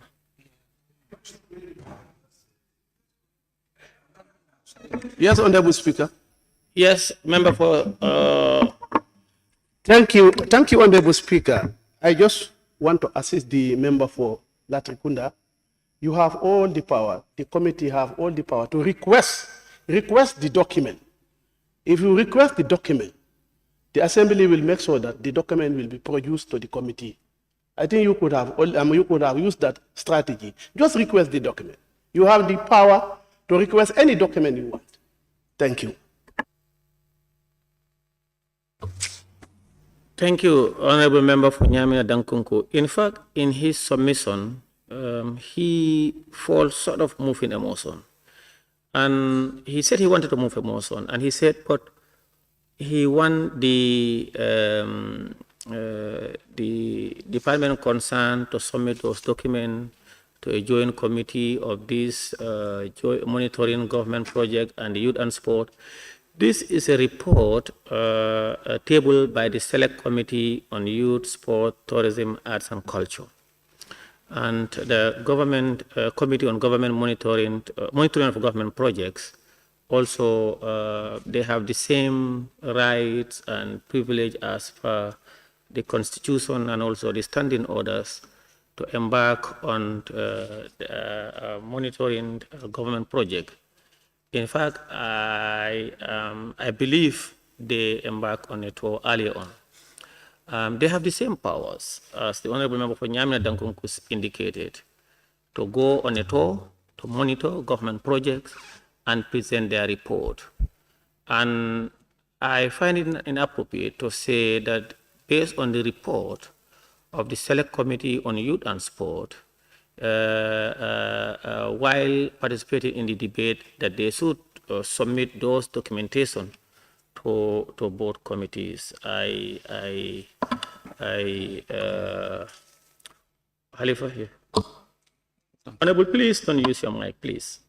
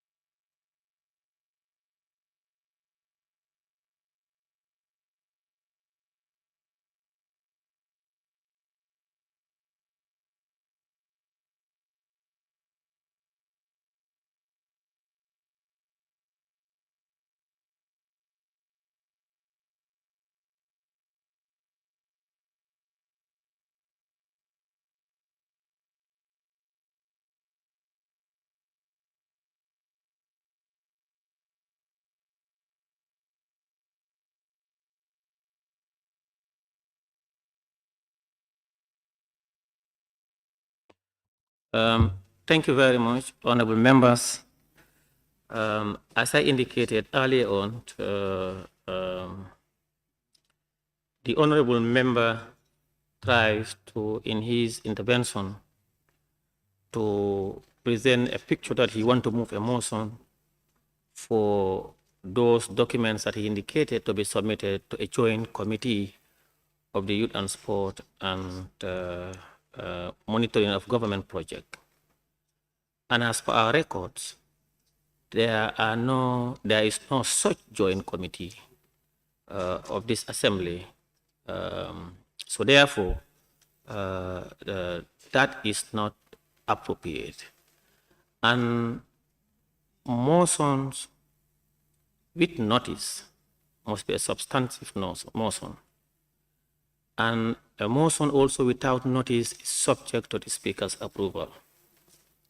So based on 53, 52, we have not met those requirements. And I hereby reject his motion. Thank you. The Honorable Member Honorable you. Committee anywhere in the national government. We always create the joint committee. So don't say there is no joint committee before this national assembly. Joint committees are created.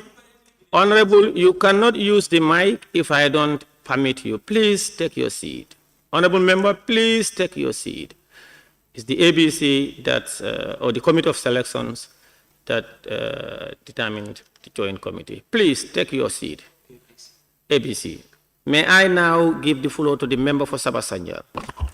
Thank you very much, Honorable Speaker. I will not keep you long. I just want to say a very big thank you to the committee chair for reporting before this assembly on the report of the Public Enterprise Committee on on the report of the Select Committee on Tourism, Arts, Culture, Youth and Sports, and also to thank the general membership for also participating in their activities accordingly. Honorable Speaker, what I have not seen in the report is an engagement between the committee and what you call Gambia Wrestling Federation. You know, I have been saying this time and again that we have to understand that in the Gambia, we also have our traditional culture, which we have to embrace to sell to other countries. We have seen our neighboring countries, Senegal, doing well when it comes to wrestling. And if you look at it in the Gambia, many of our youths are engaged in wrestling competition. And if you look at it under their report, some of the challenges that are faced by the the Independent Stadium. They said they have no wrestling ground and its sustainability. Of course, we have been seeing it that, you know, whenever they have this wrestling competition, they always use West, or they will be using East, you know, those mini stadiums at Buvazon and also at Westfield, which is known as West and East mini stadium. I think it is very important we also start thinking of how, you know, to embrace our own traditional culture, which is wrestling. We can sell it out to other countries, and it is also an income generation for us. In our neighboring country, Senegal, they have their own stadium, which is only meant for wrestling. And we also have to start thinking in that way to make sure that we have a unique stadium meant only for wrestling. Recently, we have seen that, you know, according to the Federation, over 300 youths have already registered with them, and they are also gaining a lot out of that. So I am encouraging the sport committee to engage them to make sure that at least the issue of wrestling is also looked at and taken care of, because most of our youths are now interested on that. And it is our local sports. Myself, I don't watch football. I'm more interested in wrestling than football. So I will encourage you to also engage them, because, you know, it will also promote our culture. Somebody made mention of, you know, preserving our cultural heritages. We have ratified an instrument which was brought by the Ministry of Tourism in the instrument on preserving over cultural heritage. I think the committee should also engage them to see how far they have gone with that, because it was passed before the National Assembly. In a nutshell, I want to say that, let us invest also on Rasuling. We also look at the funding aspect of it. Obviously, we know the ministry is constrained with funding. Lots of these donor agents that are coming, they are more concentrated on other sectors like health and agriculture and not the ministry. And if you talk about, let's say, a space, being a problem, we should not always concentrate on centralizing our sporting activities in the Combo and in the West Coast region, as I always see. If a particular funding is coming, looking for a piece of land, which is a difficulty in Combo, why should we allow that funding to go just because we don't have a piece of land in the Combos or in the greater Banjul areas? We should start thinking of decentralizing it. We can go to other areas like LRR, North Bank, and CRR to make sure that we don't lose those opportunities. Not only to concentrate on a particular place, that if we don't have it in Combo, we are losing that funding. I am not agreeing to that. If you come to Sabasanjal, we have enough space. We can give you a huge land, which you can use and build as a mini stadium. And it's an income generation for us, because if a game is being played at Sabasanjal and people have to transport from Combos using the ferry to go there, it's also one way of generating income for the ministry. So we should start thinking of these kind of things, and not only to concentrate on the on West Coast, that this funding is coming. If we don't have it in Combo, or if we don't have it in Banjul, we cannot have this stadium built. Come to us, we have the land, we can give it to you. And I am hoping that next time the committee, you have to go to Sabasanjal to engage also the youth there, to make sure that you look at the affairs of the youth. Bring all the stakeholders together. Don't only visit the sites. It is also important that you consult the district youth chairperson and the regional youth chairperson, to make sure you engage them. They will tell you, the hard fact and the difficulties that they are facing and the needs of the public. I think the ministry is facing so many financial difficulties, but and we should also be thinking of that. They are responsible for almost 64% of the society is under this ministry. So we need to think about how to empower them and then provide them with more funding to make sure that they look at the activities of the youth. Thank you so much. With those simple remarks, Honorable Speaker, I beg to submit.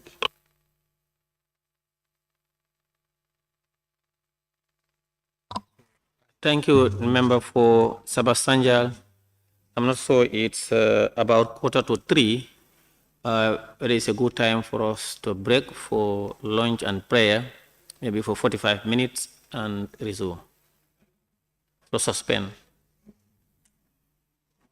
Is that okay? Yes. Yeah, I hereby the House is suspended for 45 minutes.